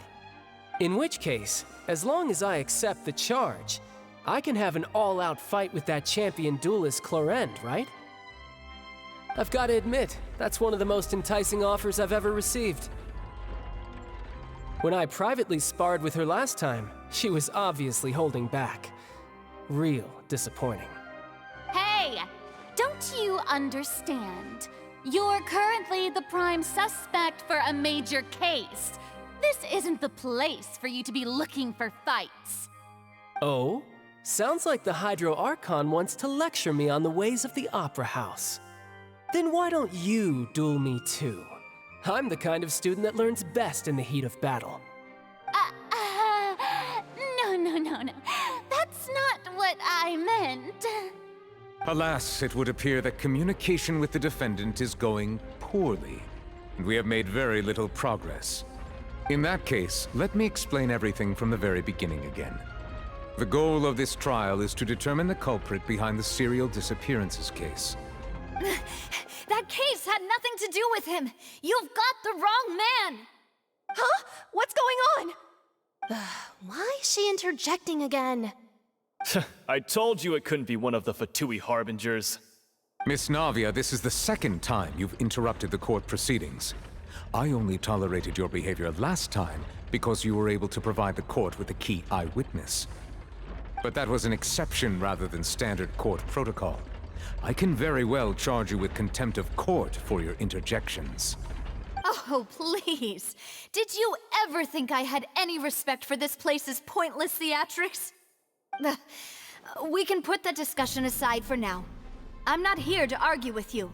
I'm here to charge the true culprit behind the serial disappearances case. And if my charges prove true, then Tartaglia here will be proven innocent by default, correct? Oh, a young lady has charged in and offered to clear my name. How fascinating. Well, I'd gotten half bored to death by all these rules and procedures anyway, so I'll take you up on that offer. So, Your Honor, is there nothing else for me to do now? You may take a seat for now in the audience, but that doesn't mean the suspicions against you have been lifted. Now then, Miss Navia, who is the person you would like to charge instead? That person is...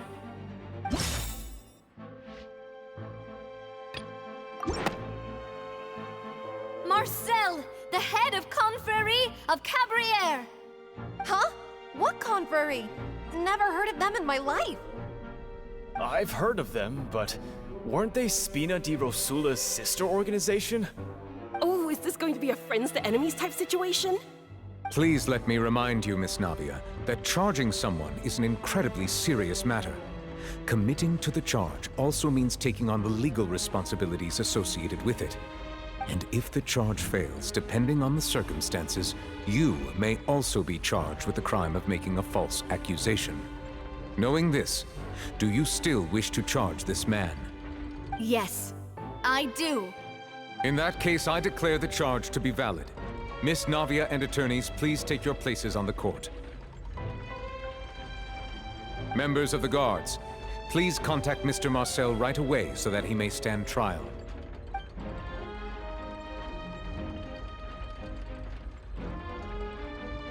Mr. Marcel, you will not require an attorney. Is that correct? Apologies. It all just happened so quickly. I still haven't figured out what's going on. I think an attorney won't be necessary. This is probably just a misunderstanding between me and Navia. Very well.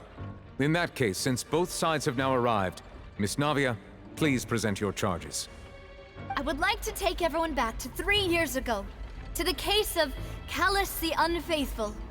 Only through elucidating what really happened in that case can we connect all the dots for the serial disappearances case. Navia, do you really think that I was the one who killed your father? Come on, why would I do that? Callus was my benefactor, and remember both you and I only ran to the scene when we heard the sound of a gun. If that's enough to make me a suspect, wouldn't that make everyone at that banquet a suspect as well? I think there's no point in getting into the specifics right now. The audience doesn't even have the big picture yet. Even I'm struggling to remember some details of that case. Exactly correct, Your Honor. I must refresh everyone's memory about that case before I can explain my charge and reasoning. I see. In which case, I will recount the findings about that case as originally recorded by Maison Gardiennage.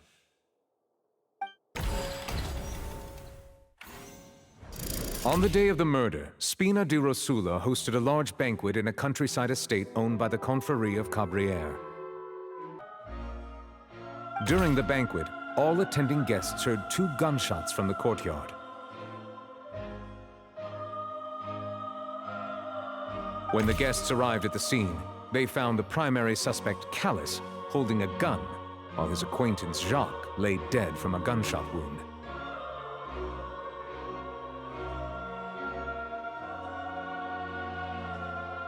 The guards' investigation did not recover any other firearms from the scene. As a result, they concluded that the suspect's first shot must have missed, while the second must have taken Jacques' life. The suspect did not dispute this conclusion, and also declined to defend himself in court. Instead, he chose to prove his innocence through a duel. Callus was defeated by champion duelist Clorinde in the ensuing duel, and soon succumbed to the injuries.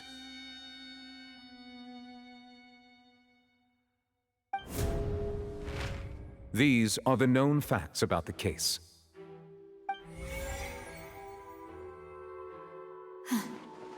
The one with the motive to kill was Jacques, not my father.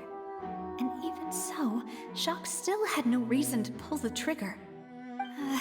In truth, the third person shot Jacques first, and was shot in turn by my father when my father seized the gun from him. After that, the true culprit turned the third person into water, erasing all traces of him from the scene.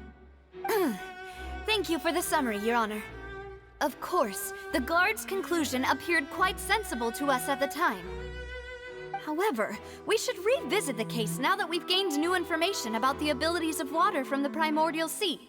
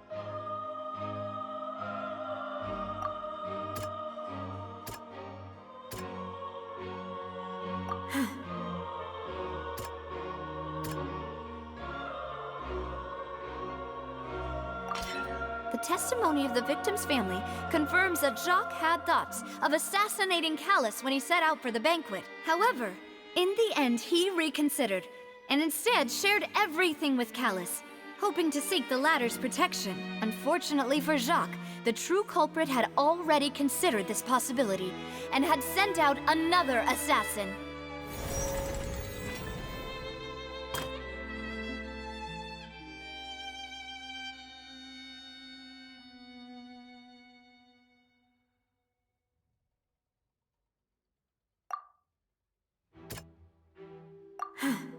Something's...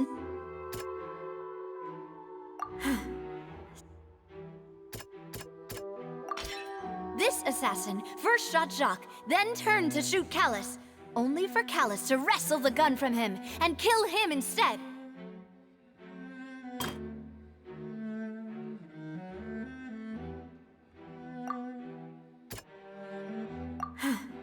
Something's not...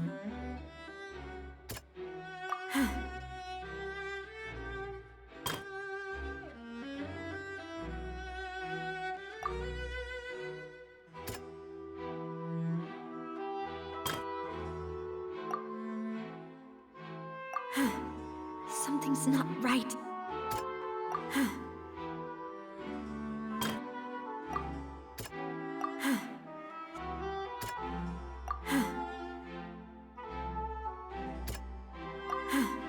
Something's not right.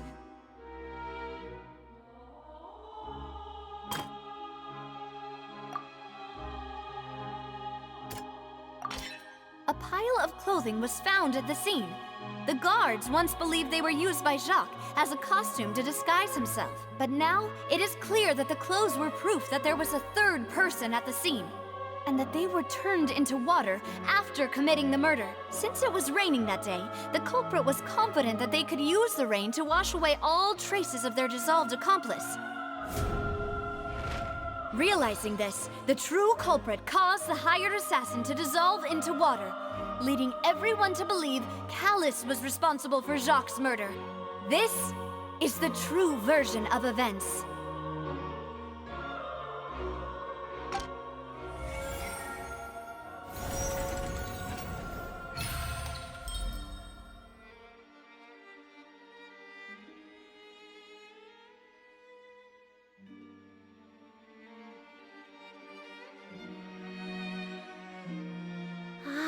That's what happened. Wait, you're telling me something as dangerous as water from the Primordial Sea has been used for all these years? What a great theory. It also explains Callus's and Jacques' respective motives. I guess they didn't shoot each other after all. Mr. Marcel, you are the one being charged with the crime. You should provide a rebuttal if you wish to prove your innocence. Ah, but I think I agree with everything Navia just said. In fact, there was nothing in her speech that directly implicated me. Then, may I ask some questions? In my opinion, we primarily need to determine two things. One, do you have the evidence to back up your claims? I'm afraid not. At least not at this very moment. If you don't have any evidence, you should just go home. I may not have the evidence with me, but I know where I could go to collect it. If we look up the deserted clothes against a record of people who went missing around the same time, we should be able to find a match. Considering the serial disappearances case, the guards probably kept careful records of all missing persons from around that time, regardless of age or gender. That makes sense to me. Monsieur Neuvillette, I would consider this to be a reasonable investigative direction. Why do I feel like Furina's acting a little differently today? Maybe she's scared of embarrassing herself again? Alternatively, she's become more diligent after charging an innocent citizen in the last trial. My second question has to do with the ensuing duel. If the truth is indeed as you described, then why didn't Mr. Callis explain himself in court? If he had testified that a person had been dissolved, he could have at least mounted a defense. I've thought about this too, and the answer is actually pretty simple. He felt there were things that were more important to him. The dissolving power of water from the primordial sea is an important secret for the true culprit of the serial disappearances case. My father could have exposed it for all to see, but he chose to take it to the grave. At that time, Spina di Rosula was in dire straits, and his reputation had already been shattered. He had no guarantee that going forward with the truth would allow the culprit to be brought to justice. What was certain, however, was that it would paint a gigantic target on my back. Boss once told me that Demoiselle had already been selected as the next target of the serial disappearances case. What? If the secret had gotten out, the culprit would have fought an all-out war with Espina right there and then. I wouldn't have been the only one in danger. All of us would have stood to lose our lives. Of course, the guards might eventually figure out the truth of the matter and determine that we were in the right. But what good would that do? How can a hollow verdict protect anyone? Had this opera house ever given my father any kind of confidence in its brand of justice, Spina di Rosula would have had no reason to exist. But by staying silent, we retained the ability to deter our opponents and continue the stalemate. I was able to become Spina di Rosula's president, which made me harder to target, as well as giving me more time to grow and learn. And once I have figured out the truth and stepped up to the challenge, I will do what this opera house cannot, and restore my father's truth and honor back to him. So, you mean to say, your father intended to die in the duelist's ring? That's right. Do you have any proof? Of course. All you need is to ask his opponent, Clorinde. I don't need your apology, your guilt, or your support from the shadows. You don't have to do anything for my sake. But since he entrusted his will to you, Clorinde, you should tell us the truth about his sacrifice. So, during the duel, did you believe that Callis was intending to die? Yes, I did. As a champion duelist, I've fought many battles and taken a countless number of dishonored lives. In my line of work, I've seen all kinds of people give their all for the faintest hope to continue living. Some were determined, others passionate, and some even manic and twisted. Just one look and I can tell if a duelist is hoping to live or if they're looking to die. I hereby swear on my name and honor as a champion duelist that Mr. Callis never intended to leave the ring alive. Since that's your testimony, I have no more questions. It appears there really are good grounds to reopen this case. I concur. However, Miss Navia, you still have not explained the link between your father's case and the serial disappearances case. Right? What she said was fascinating, but kind of beside the point. Wait, weren't they just talking about the serial disappearances case? Of course, Your Honor. The two cases are connected via a matter of timing. In my father's case, the culprit intended to kill both Jacques and Callis. As a result, they plan to act after hearing 2 gunshots. And at the end of Linny's trial, the culprit also only dissolved the victim in front of everyone because they realized they were at risk of being identified. The culprit could only time their actions so precisely if they were already at the scene. Coincidentally, Marcel attended both the banquet and the trial. So that's why you suspected me. Even after hearing your reasoning, I still can't help but find it a little preposterous. I'm used to it, though. You've always been an impulsive and sentimental child, Navia. It's one of your most endearing traits. No need to appeal to pathos. I won't try to refute your points one by one, but even if everything you just said was true, can you prove that I was the only person present at both events? On top of that, does a person have to be physically present to control the timing? Can't someone remotely monitor the place?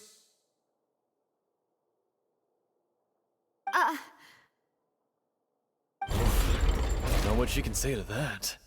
I know that even with that, you might still think you can reduce the list of suspects with some further investigations, until I'm the only one left on the list. Alas, who won't feel at least a little hurt by an accusation of murder from a girl you see as your own daughter? But if I were to dismiss this completely, you'd also think I'm not being considerate of your feelings. Ah well, let Uncle Marcel teach you another lesson. Do you know what the biggest flaw in your reasoning is? I suppose you're gonna tell me anyways. It's timing again. I'm a businessman by trade. From that standpoint, there's no reason for me to kidnap young women. It's a high-risk action with nothing to gain. In addition, I left my home in Snezhnaya when I was young to come to Poisson and work in some trade. My business only thrived when I received Callus's patronage. But the disappearances began before I ever stepped foot in Fontaine. I do apologize, Demoiselle. This was my mistake. No, it's not your fault. I'm sure he had come prepared.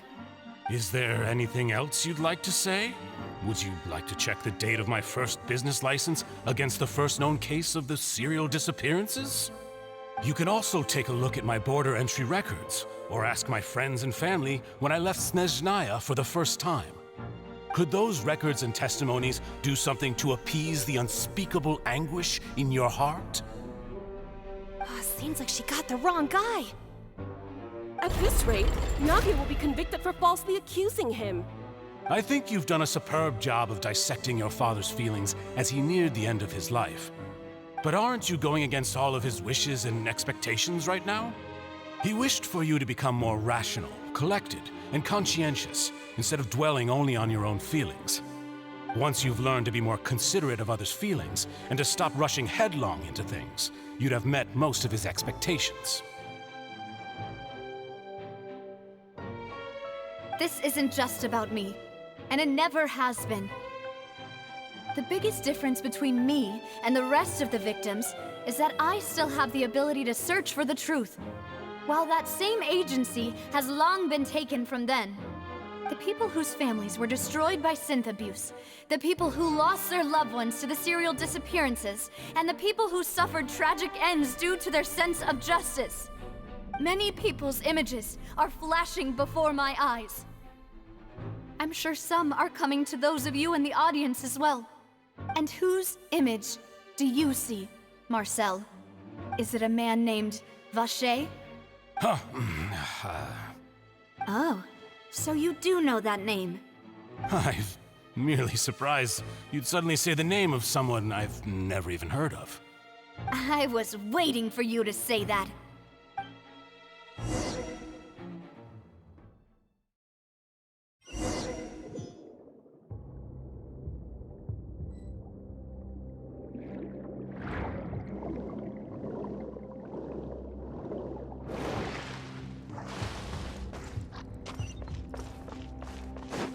Time to go.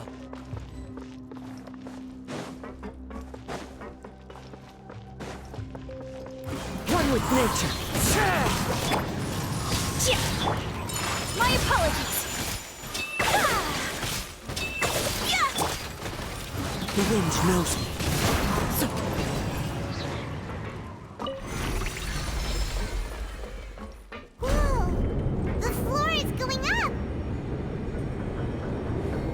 it because of this mechanism in the middle? That guy really prepared a lot of stuff for this place.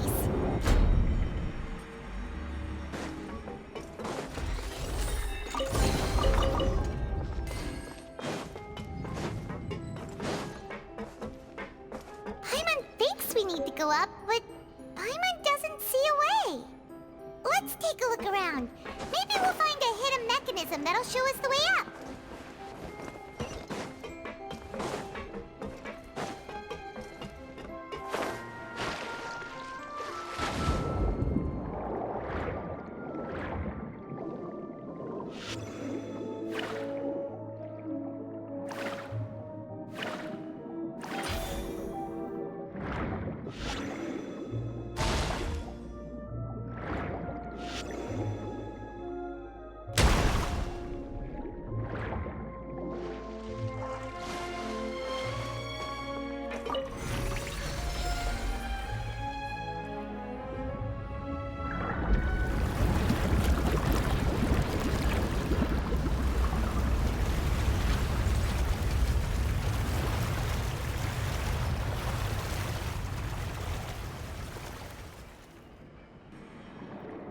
The water level is rising!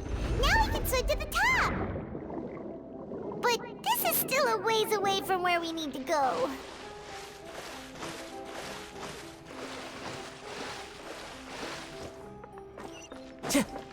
Time to go.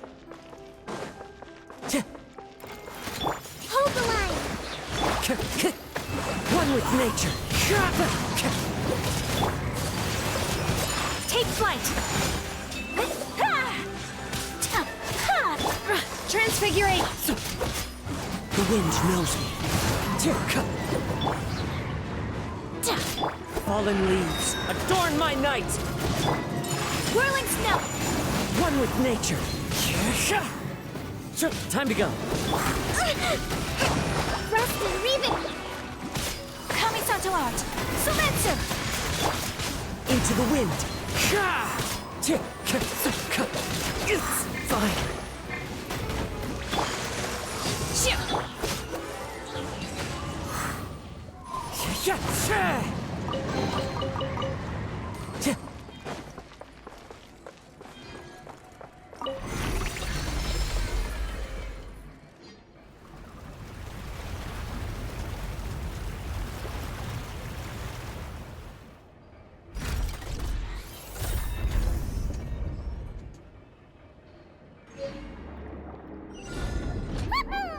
Now the path is clear! Let's go!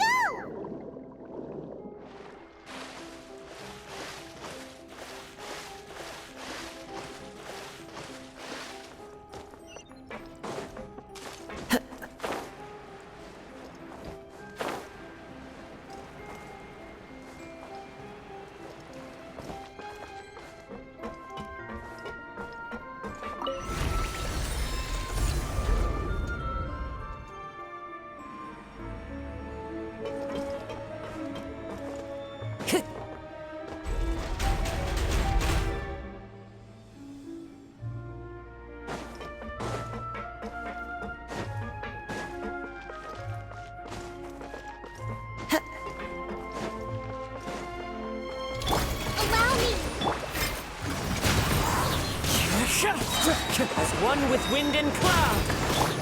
My will involve... Take flight!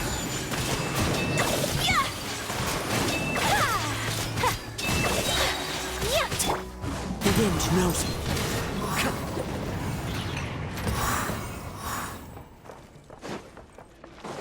Time to go.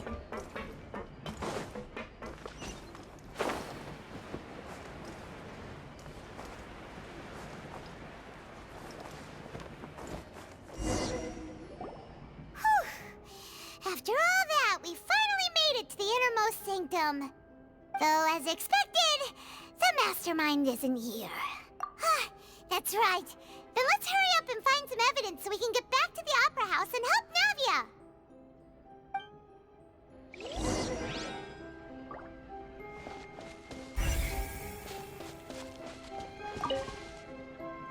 What's all this? It's a bunch of really cute things. Pink accessories, a hair tie, a necklace.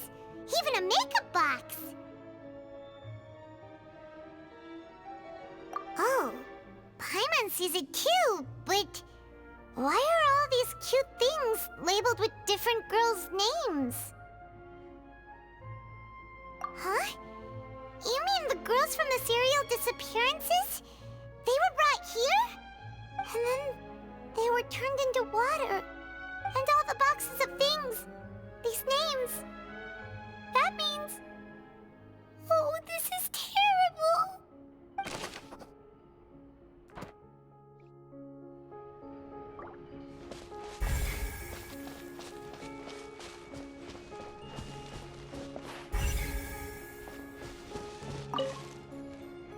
Let's see what's written here. Nothing escapes Detective Paimon's eyes.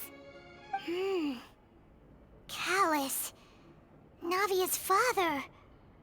Oh, this seems to be an investigation report on him.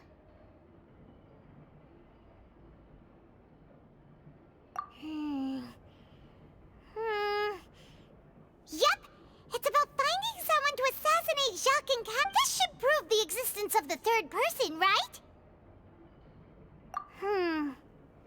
We still have not determined the exact content of the key information Callus has passed on to certain members of his organization. The old dog's a real menace to deal with. Even if he abides by the promise he's made to us, he will still have the upper hand. He can act whenever he wants to make our lives miserable. The only option left is to remove him from the picture entirely. I concur. Let's send someone to kill him. He won't declare war as long as we don't touch Navia. Oh, seems like we've got a bunch of correspondence between the higher-ups.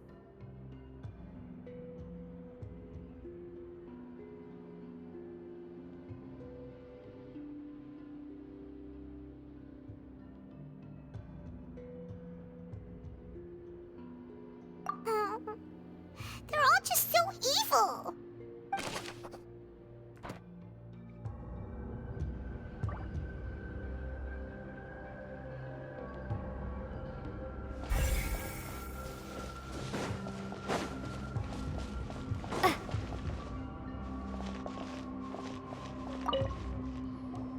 Whoa! There's so much synth here! And so many bottles of ingredients that probably just contain the waters of the Primordial Sea. Mixing in progress? Ready to drink? Stock sample? Huh. They've also got all the synth pretty clearly labeled.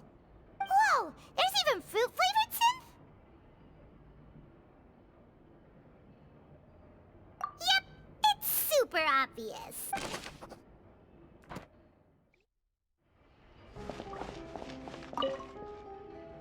What's this over here? Looks like some kind of place for research.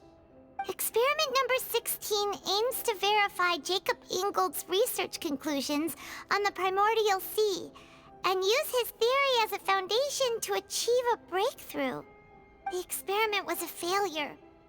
No individual managed to resurface from the water from the Primordial Sea. Female specimens 22, 23, and 24 were dissolved.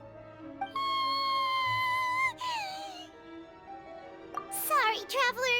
Paimon will try her best. It's just that Paimon's never read something so scary before. How can someone write something that terrible in such a matter-of-fact tone? You read the rest. Paimon's too scared to keep going.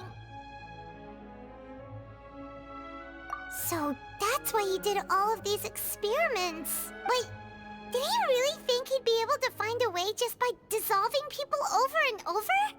That's just insane! Huh? Isn't that the name you heard by the fountain? Paimon thought he was an eyewitness in the serial disappearances case. Ah, you mean Vacher is the one who did all of these... experiments? So that's it! Vacher was no victim, but personally took his lover and... No, that's not it either! If that's the case, why would he want people to resurface from the water? In any case, Paimon will write it all down.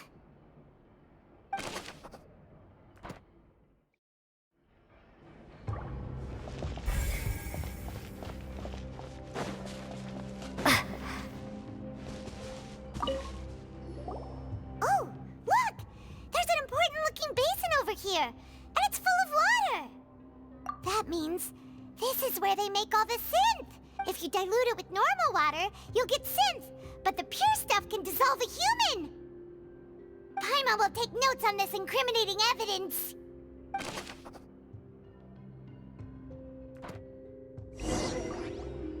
We've looked at almost everything here, and it seems like our theories were spot on, but... yeah, we haven't found anything that reveals his true identity. No wonder even Neuvillette wasn't able to find anything. Whoever it is probably destroyed everything to do with that name a long time ago. That way, even if we bring all this back to the opera, we won't be able to identify the true culprit. Sure thing. Paimon won't admit defeat to this guy either.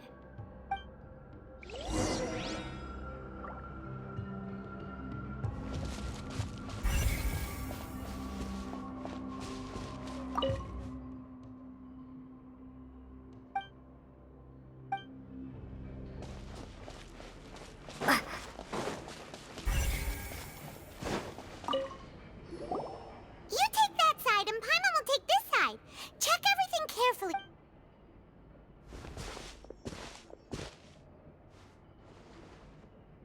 Ugh. Nothing at all. And Paimon can't even find snacks either. Whoa, really? Let Paimon see. Vignier. Isn't that Vache's lover's name? Then you found her diary. Let's see. Aw, it's just a normal diary chronicling their love story. She was so sweet, too. Oh, Paimon feels even worse for her now. So many! A whole page's worth! But they're all crossed out. Was she unhappy with all of them? The final name she decided on was... Marcel. Wait, but Marcel's pretty old. Has this case been going on for so long that he's Vache and Vignier's grown son? Hey! Paimon still hasn't figured it out yet.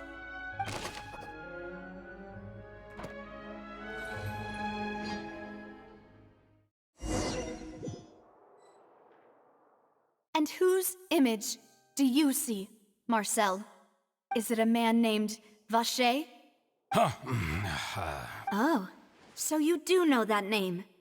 I'm merely surprised you'd suddenly say the name of someone I've never even heard of. I was waiting for you to say that. Navia!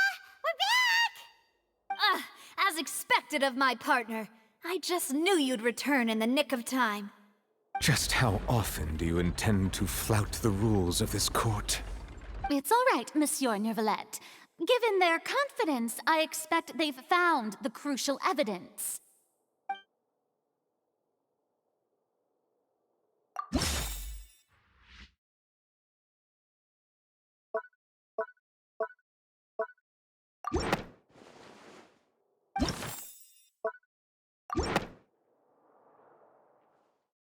But the truth of it, Marcel, is that you've always been Vache. Huh? We've investigated your lair and we already know everything! After your lover, Vignier, was dissolved, you kept abducting young women to experiment on the hopes of bringing her back to you! You even created Marcel as a new identity and destroyed all records of your past as Vache! So that's it. Even the villains in opera performances rarely go that far. And with that, Marcel's motive has now been established. This information regarding your past also dismantles your prior timing defense. Well, Marcel, do you know where you went wrong? You fixated your gaze on the lover that passed away, instead of paying attention to the living people around you. So, you never noticed how we changed, or how we grew as individuals. You also never understood Boss's real expectations for his daughter. Or our determination to see things through. Your determination. Mr. Marcel, please speak up now if you would like to defend yourself. Otherwise, the trial will move on to the next stage. Do you really think I wanted to do any of this? Pay attention to you? What for? Have you ever paid attention to me? Ever empathized with my pain? Ever known how it feels to watch the love of your life dissolve right in front of your eyes? No one helped me. No one even believed me. All those decades ago, even the officers from the Maison Gardiennage were laughing at me. They said there's no way a human being can turn into water. So I must have gone mad from grief. Vignier's death was brushed away by all of you as if it didn't matter at all. Well, now you know, don't you? Ha! Well, it's too late now. All those who were dissolved are gone forever. You only have yourselves to blame.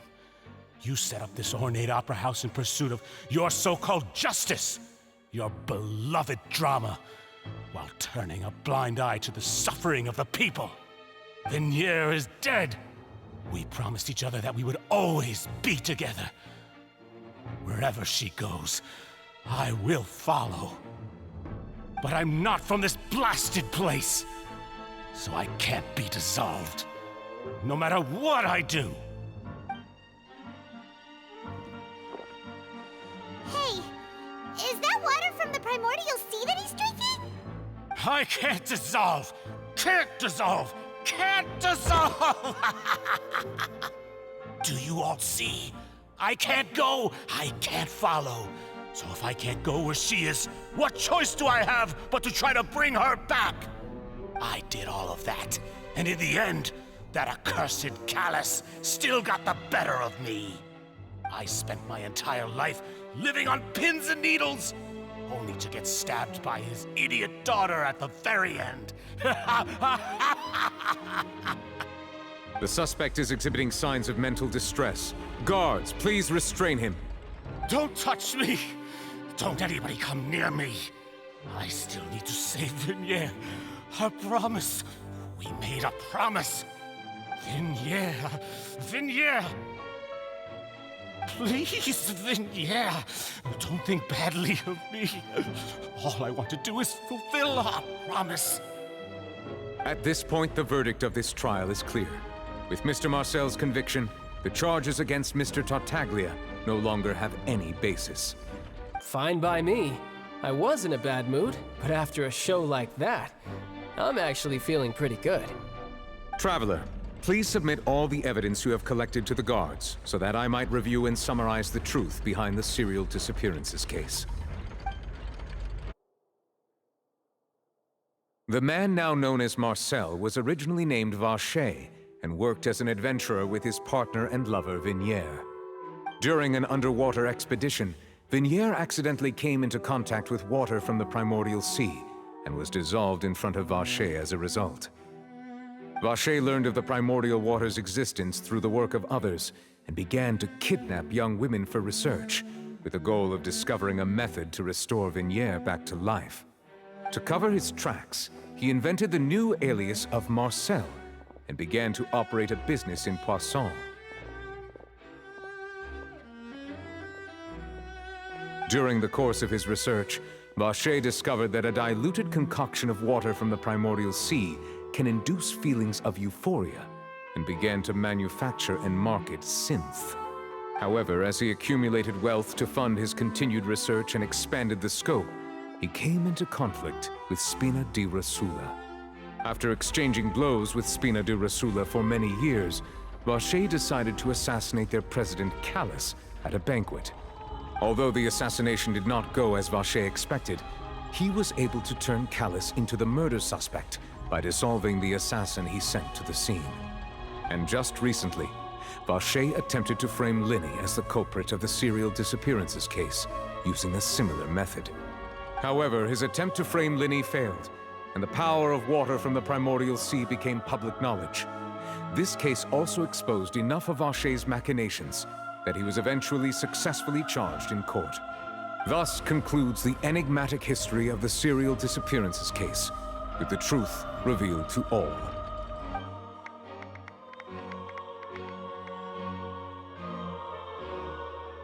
The Oratrice will now deliver the final verdict regarding the charges against Mr. Vacher.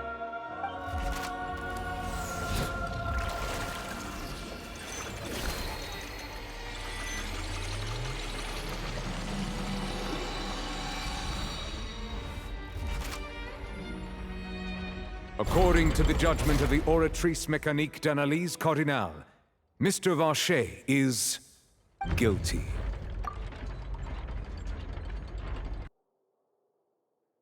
Guards! Take Vacher away.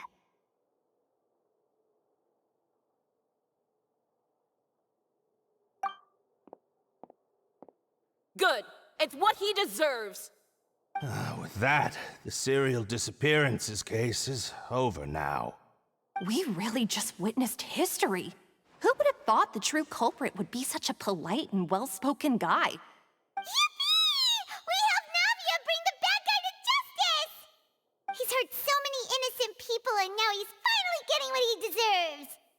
Huh? Are you okay? Demoiselle, you were absolutely brilliant. The day our late boss had always hoped for has finally come. You can rest easy now, knowing justice has been served. Yeah. It's finally over. It's all thanks to you guys. And my partner. See, Papa? Spina di Rosula's still doing well with me at the helm. Well now, hasn't this been a most delicious piece of drama? The villain has been caught, justice has been served, past wrongs have been righted, and it's a big ol' happy ending. Since it's been such a great show, I'll just let the false accusations against me slide. Either way, I've still got some business to attend to. So, if you'll excuse me... Please wait just one moment, Mr. Tartaglia. What now? None of this has anything to do with me. According to court protocol, since this trial was initiated due to a charge against you, a verdict must also be made regarding the initial charge before the trial can conclude. Oh, come on. Is this really necessary? Haven't you already caught the real criminal? Isn't it time for side characters like me to exit stage left? Please respect the laws of Fontaine. This has always been the rule. All right, but this sure is a lot of hassle. All I need to do is stand over there, right? Let's just get this over with. Through evidence presented in the public trial that was just held, it has been established that Mr. Tartaglia has no direct connection to the serial disappearances case. The guilty party has been identified, and thus it is logical to suppose Mr. Tartaglia is innocent of the charges. We now turn to the Oratrice Mécanique d'Analyse Cardinale to render the final verdict on the charges.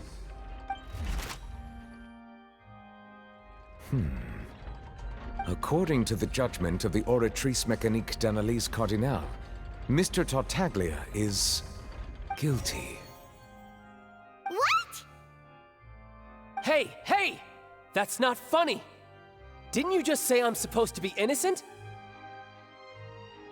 What's with this verdict? Is your justice machine malfunctioning? Huh? This has never happened before. The Oratrice actually returned a different verdict from the Chief Justice. I mean, have you ever heard of an innocent Fatui Harbinger? Do you think the Oratrice might have just convicted him on general principle? But weren't the charges about the serial disappearances case? No matter what else he's guilty of, it shouldn't affect the verdict in this case, right? The judgment of the Oratrice Mécanique d'Analyse Cardinale is, by law, the final verdict of the court. We must accept the guilty verdict.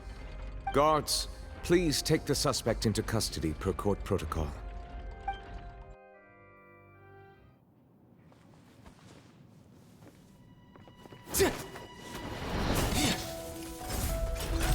So this is how justice is done in Fontaine. What a joke. You've got your rules. Well, I've got mine too!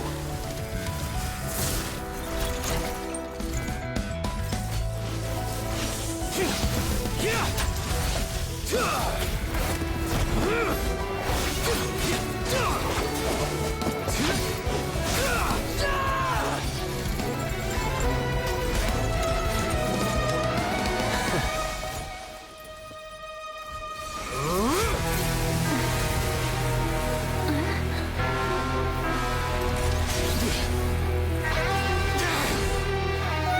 activating his spell legacy!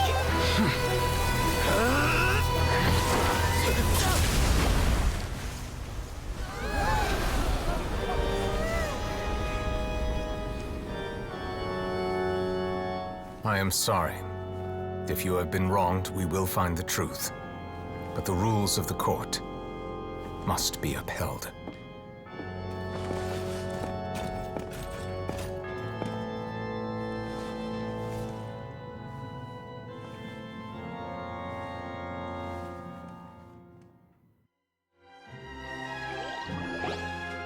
Hey, Monsieur Neuvillette, what's going on?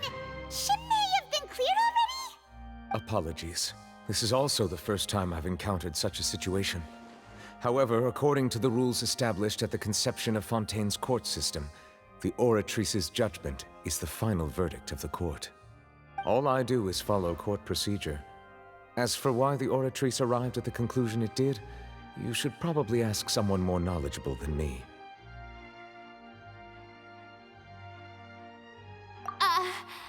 Why are you looking at me? I had nothing to do with it! I don't know what happened there either! Hey, stop staring at me! What does Lady Farina mean by that? She says she has no idea either? But that's impossible. Didn't she create the Oratrice herself? Yeah, so are the verdicts reliable or not? Can results like this really be called justice?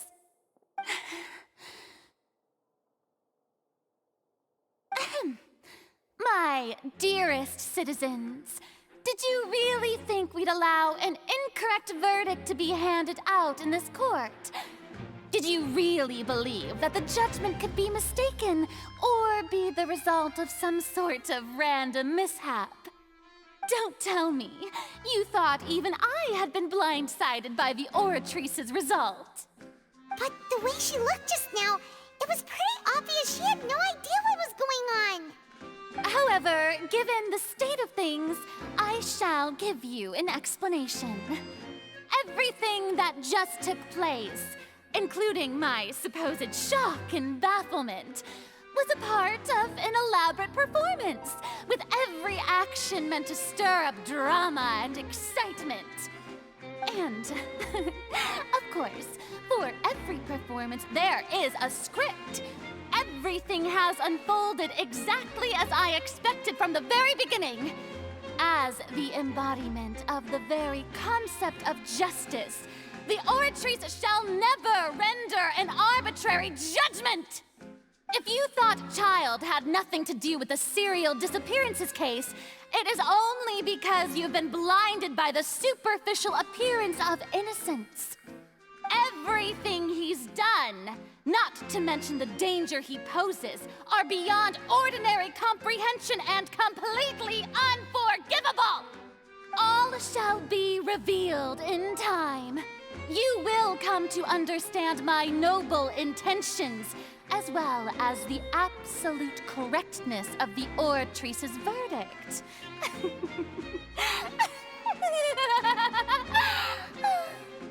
Now, having said that, although I hate to leave things hanging in suspense, it is now time for this performance to end.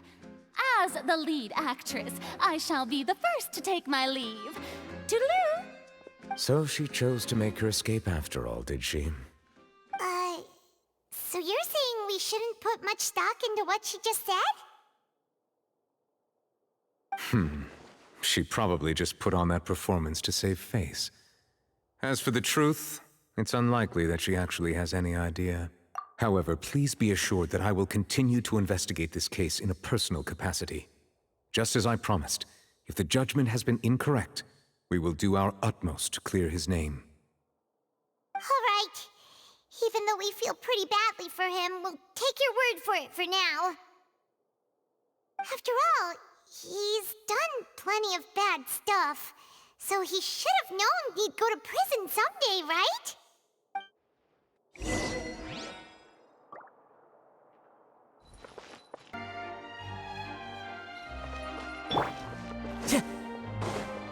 Time to go.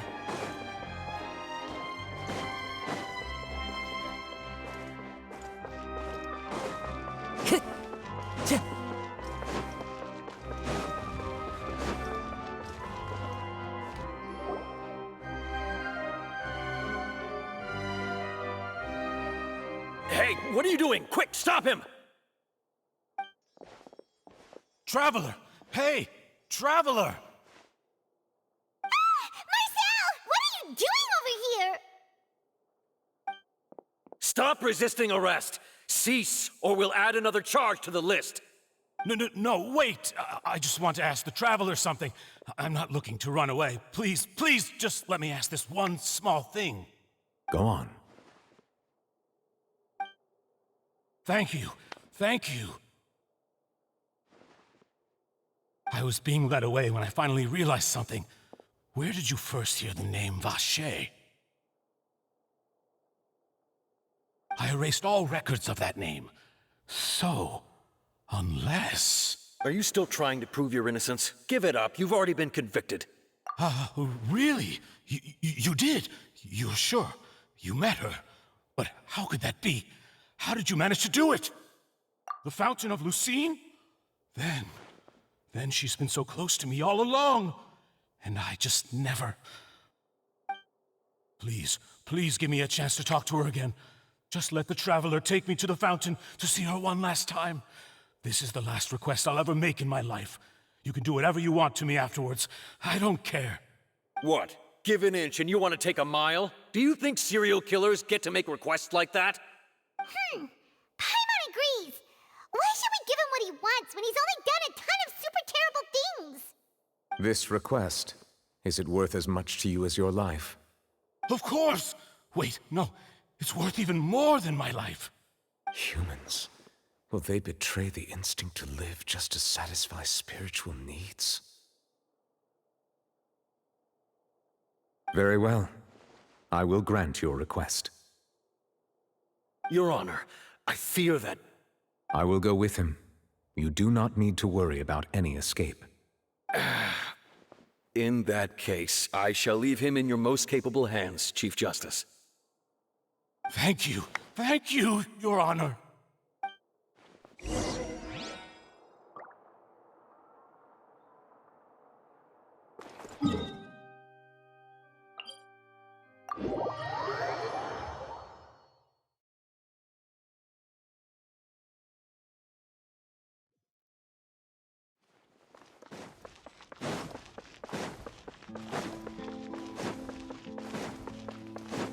Time to go.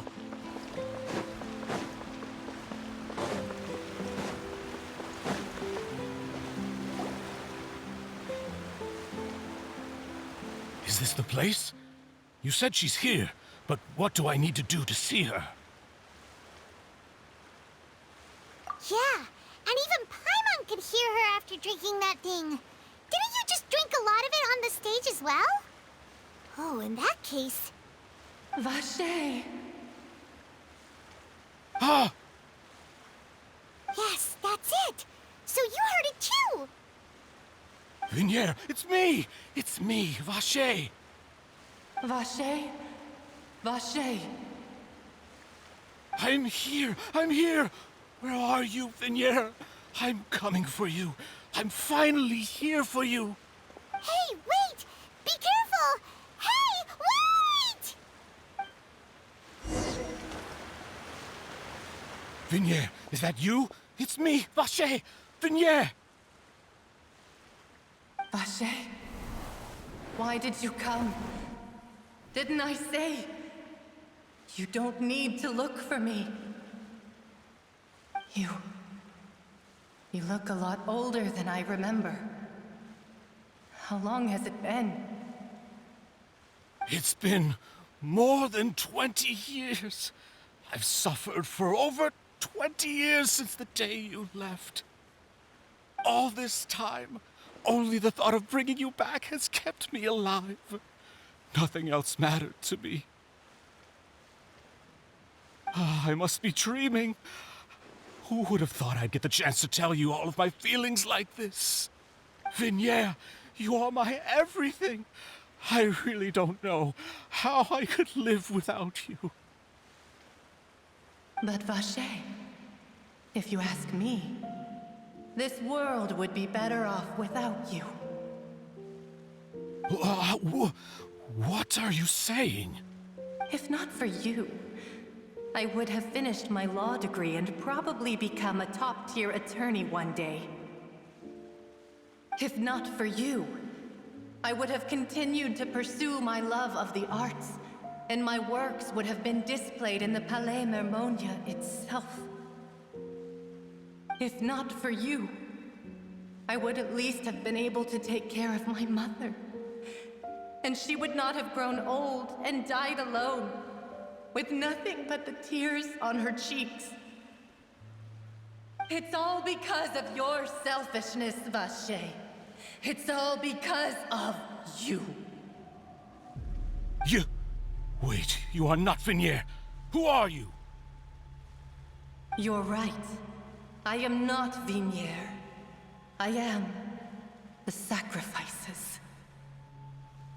Every woman who died by your hand, as our bodies dissolved, our consciousnesses flowed back to the primordial sea. Our thoughts circulated endlessly within the primordial sea, and we were no longer individuals, but we became one, just as streams of water come together in the sea. I'm Cressy. I'm Lemony. I'm Azine. The only one I am not is Vignere. Why? But then, where is Vignere? She doesn't want to see you anymore. Every tendril of her consciousness is avoiding you. This is what you get for your selfishness. Your selfishness robbed us of our lives and our futures. You said time and time again that you'd do any and everything for her. But did you ever consider whether she'd want to see you do the things that you did? If she would despise you for what you became?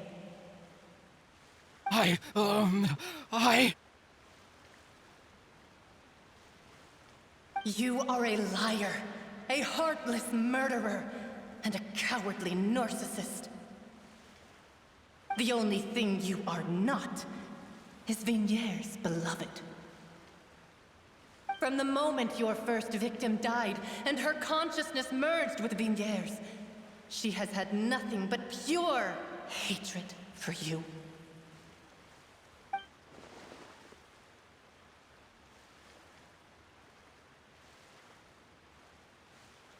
No! Vignere! She can't hate me. Let me see her. Please, have mercy. You still don't understand. When I said don't look for me, that came from the real Vignere. She really doesn't want to see you anymore. But on top of that, she also said that because it's her final drop of pity for you. She said that because she knew that if you did come here, we will show no mercy to you. Vacher. Vacher? Vacher. Vacher. Vacher. Vacher. Drown.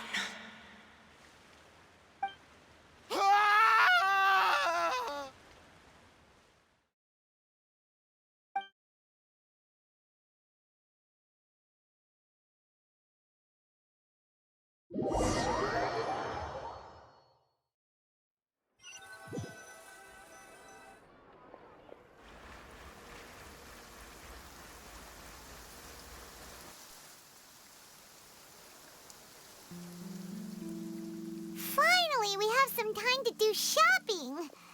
Gosh, it's really been a long time since we've been able to relax.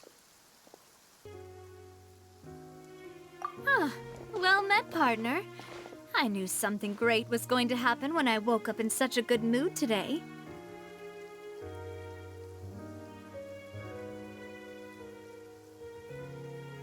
Even this weather can't put a damper on the demoiselle's mood. It's a pleasure to see you both again. Oh, hey, Navia! It's been a few days. Paimon's already started to miss you. Oh, now that I believe. I'm easy to work with and always bring home the bacon. Who wouldn't treasure having a partner like me? Sounds like you're really enjoying life these days, Navia. What have you been busy with since the trial? It's just been one thing after the other. I've been making non-stop trips between Poisson and the courts in Sen. Everyone from Spina di Rosula organized a memorial for my father. We never held a memorial when he first died, since everyone knew that even if we held one back then, no one was going to come. This time, though, everyone in Poisson, and even many people from the court, all attended. So his name's definitely been cleared now. That's what we like to hear. It's been the dearest wish of Demoiselle all along. That blasted stubborn fool. I was right to put my faith in him. I'm so glad I didn't give up on the case all those years ago. Oh, by the way, I ran into Charlotte just after I left the memorial service. Well, maybe it'd be more accurate to say I knew she would be there, and there was no way she'd just let me go. Huh? So you know Charlotte too? The Charlotte? Journalist from the Steambird? Yeah, way back when I first became the president of the Spina di Rosula, she was all over me. Wouldn't take no for an answer. I believe the story was called The True Heart of Darkness, Secret Tales of the Yellow Rose. To be fair, though, it was a really flattering feature. So, we've been on pretty good terms ever since. She was trying to lean on our friendship to get me to do an exclusive piece on the serial disappearances case. Oh yeah, she told us about that. She's always been super interested in that case, so now her wish has finally come true too. Anyway, I told her to make sure that when she writes about you guys entering the opera house with the critical evidence, that you both sound really cool. Now that's another thing to look forward to. We trust Charlotte's skills with a pen for sure. Oh, and in other news, I also took Clorinde out for a meal. Oh, are you two on better terms now? While you were investigating Vaché's headquarters, Clorinde gave testimony on my father's behalf. It was thanks to her that we were able to turn the tide. I wanted to thank her. I mean, there's also no point in being awkward all the time, so we took the chance to reconcile with each other. Oh, that's great. Paimon also thought Clorinde wasn't actually a bad person. It's always good to have more friends. Anyway, now that the case has finally been solved, perhaps it will slowly begin to fade from the public consciousness. Oh, actually, there's still one last thing I need to do. What is it? I should pay a visit to my father's grave and tell him the truth of what happened, as well as how it all ended. And on top of that, just how much people still look up to him to this day. That includes me, too. Miss Navia. Indeed.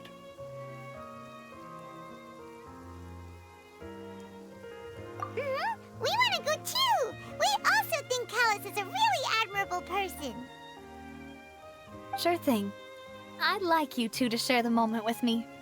After all, without you, there might not have been such a positive ending. And in that case, everyone, let's be off. Considering the recent weather, we'll be lucky if we can reach Poisson before dark. Yeah, you're right. It's been raining non-stop for a few days now.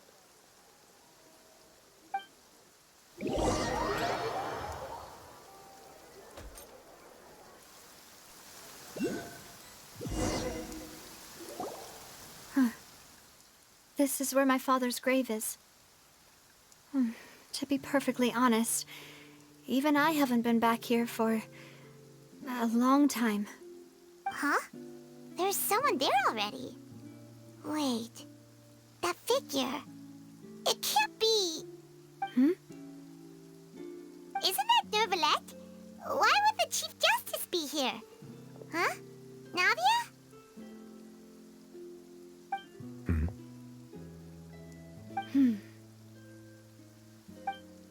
My apologies. I should have asked before coming to pay my respects. Don't say that. Sorry about that. Oh, I was trying to say there's no need for you to apologize. I wanted to show my father how much I've grown, but still, I doubt I've grown to the point that even the Chief Justice would feel compelled to apologize to me over and over. In that case, I will stop apologizing for now. You really could use some pointers on understanding human emotions, Monsieur Neuvillette. In any case, why did you come to Poisson? Well, ever since that day, I've been turning a question over and over in my head. Just what is justice anyway? There was once a time when I didn't want to believe that there could be anything more important to humans than life itself. Oh, rather than that, it's probably more truthful to say I didn't believe humans were capable of resisting the most basic instinct of living things. That they could rebel against their own nature, or consider certain things to be more important than their own lives. Which is also why I didn't stop your father from beginning that fateful duel. I believed that a truly innocent man would never throw away his life like that.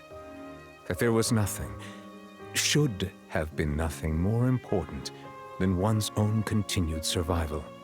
But Mr. Callis proved me utterly and decisively wrong.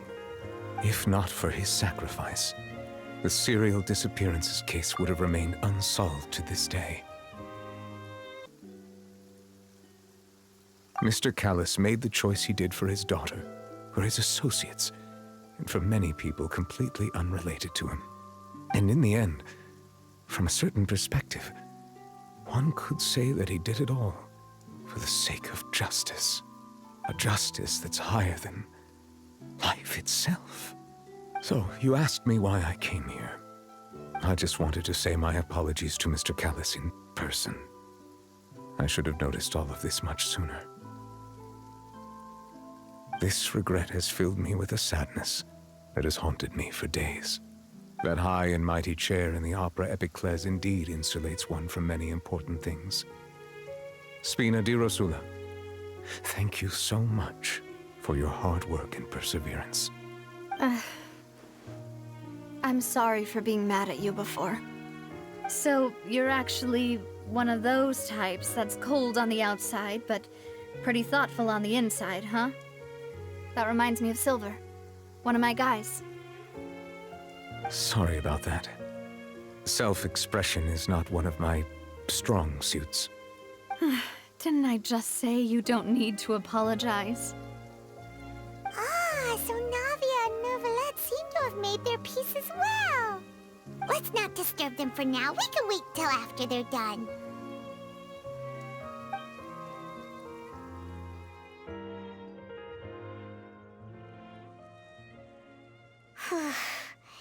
Paimon's never paid respects at someone's grave before.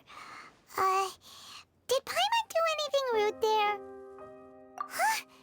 Oh, Paimon didn't know that was a thing. But Paimon doesn't know what she would do if she can't fly. Oh no. Paimon hopes Miss Navia won't be too mad. Anyway, Neuvillette is still standing around there. It's not often that we can catch him alone like this, so why don't we go talk to him for a bit? If we can't talk to Lady Furina, we can at least talk to him, right?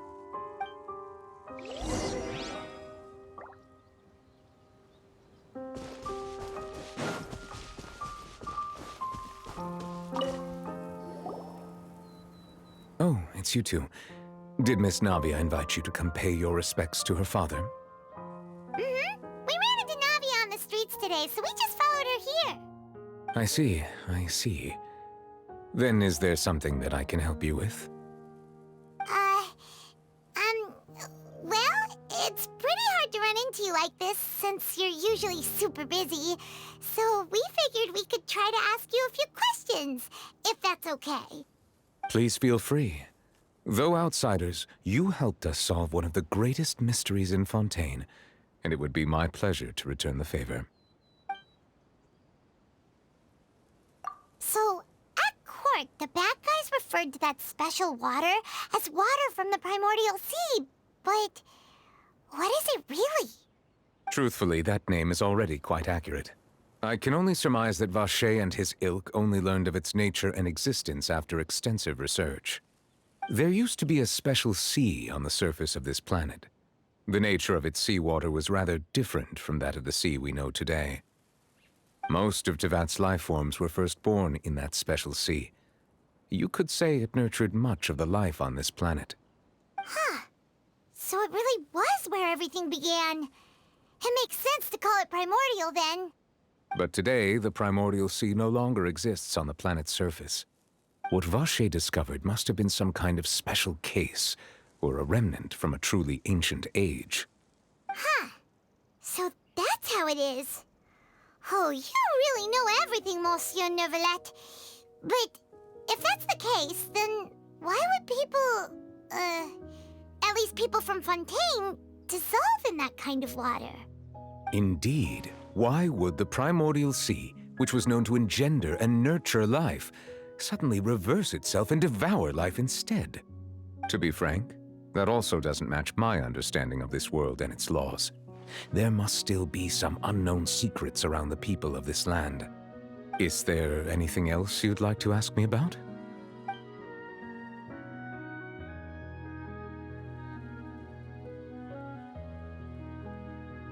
That the sea levels will rise and everyone will be dissolved in water, leaving Furina crying alone on her throne, but the sins of the people will be finally washed away for good. Does that appropriately summarize the version you've heard? That's right! It was Lyney that told us back then. And that about covers all the main points. Yes, up to the present, I think we reached a point where we have no choice but to confront this prophecy directly. Rumors have it that this prophecy is rooted in the last words the former Hydro Archon left to the world before she passed away. A prophecy? Of the former Hydro Archon? Wow. This is the first time that we've ever heard of it. Two parts of the prophecy have already proven correct. The rising sea levels and the ability of the people of Fontaine to be dissolved. We should be more vigilant and stay on the watch for further signs. Speaking of the prophecy, Furina has also always taken it quite seriously. Indeed, she has been collecting information and intelligence from across Teyvat for this purpose. If the rumors were true, then perhaps this prophecy is the conundrum left to Furina by her predecessor.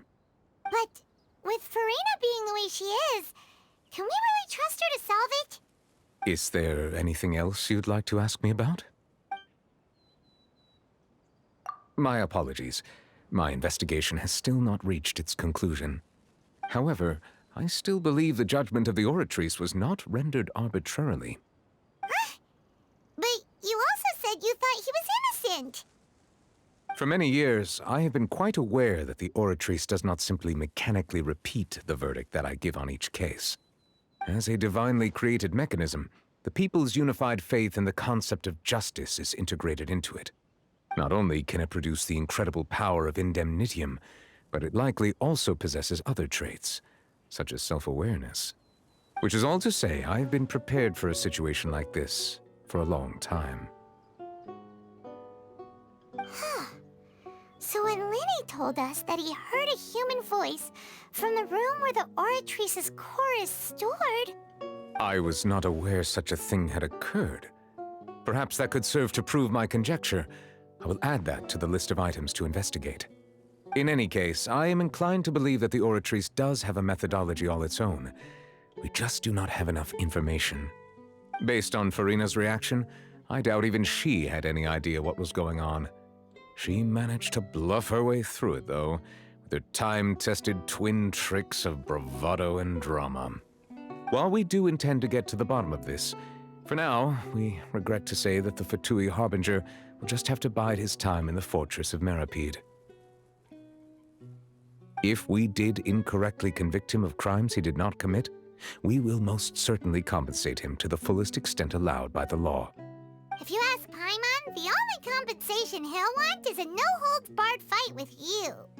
Is there anything else you'd like to ask me about?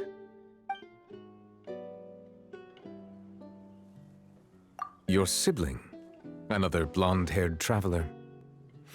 I'm sorry, but I've never seen anyone who matches that description. If he ever stepped foot in Fontaine, I'm sure he followed our laws to the letter, and had no reason to appear on the stage of the opera Epiclese. Is there anything else you'd like to ask me about? Very well. It was my honor to provide you with what answers I could. I very much enjoyed conversing with you. It will soon be time for me to leave this blissful tranquility behind and return to Palais Memornia. You really are super busy, Monsieur Neuvillette. Paimon thought you only came here to pay your respects today because you had the day off. Crime and villainy do not have the day off, and so justice must work around the clock as well.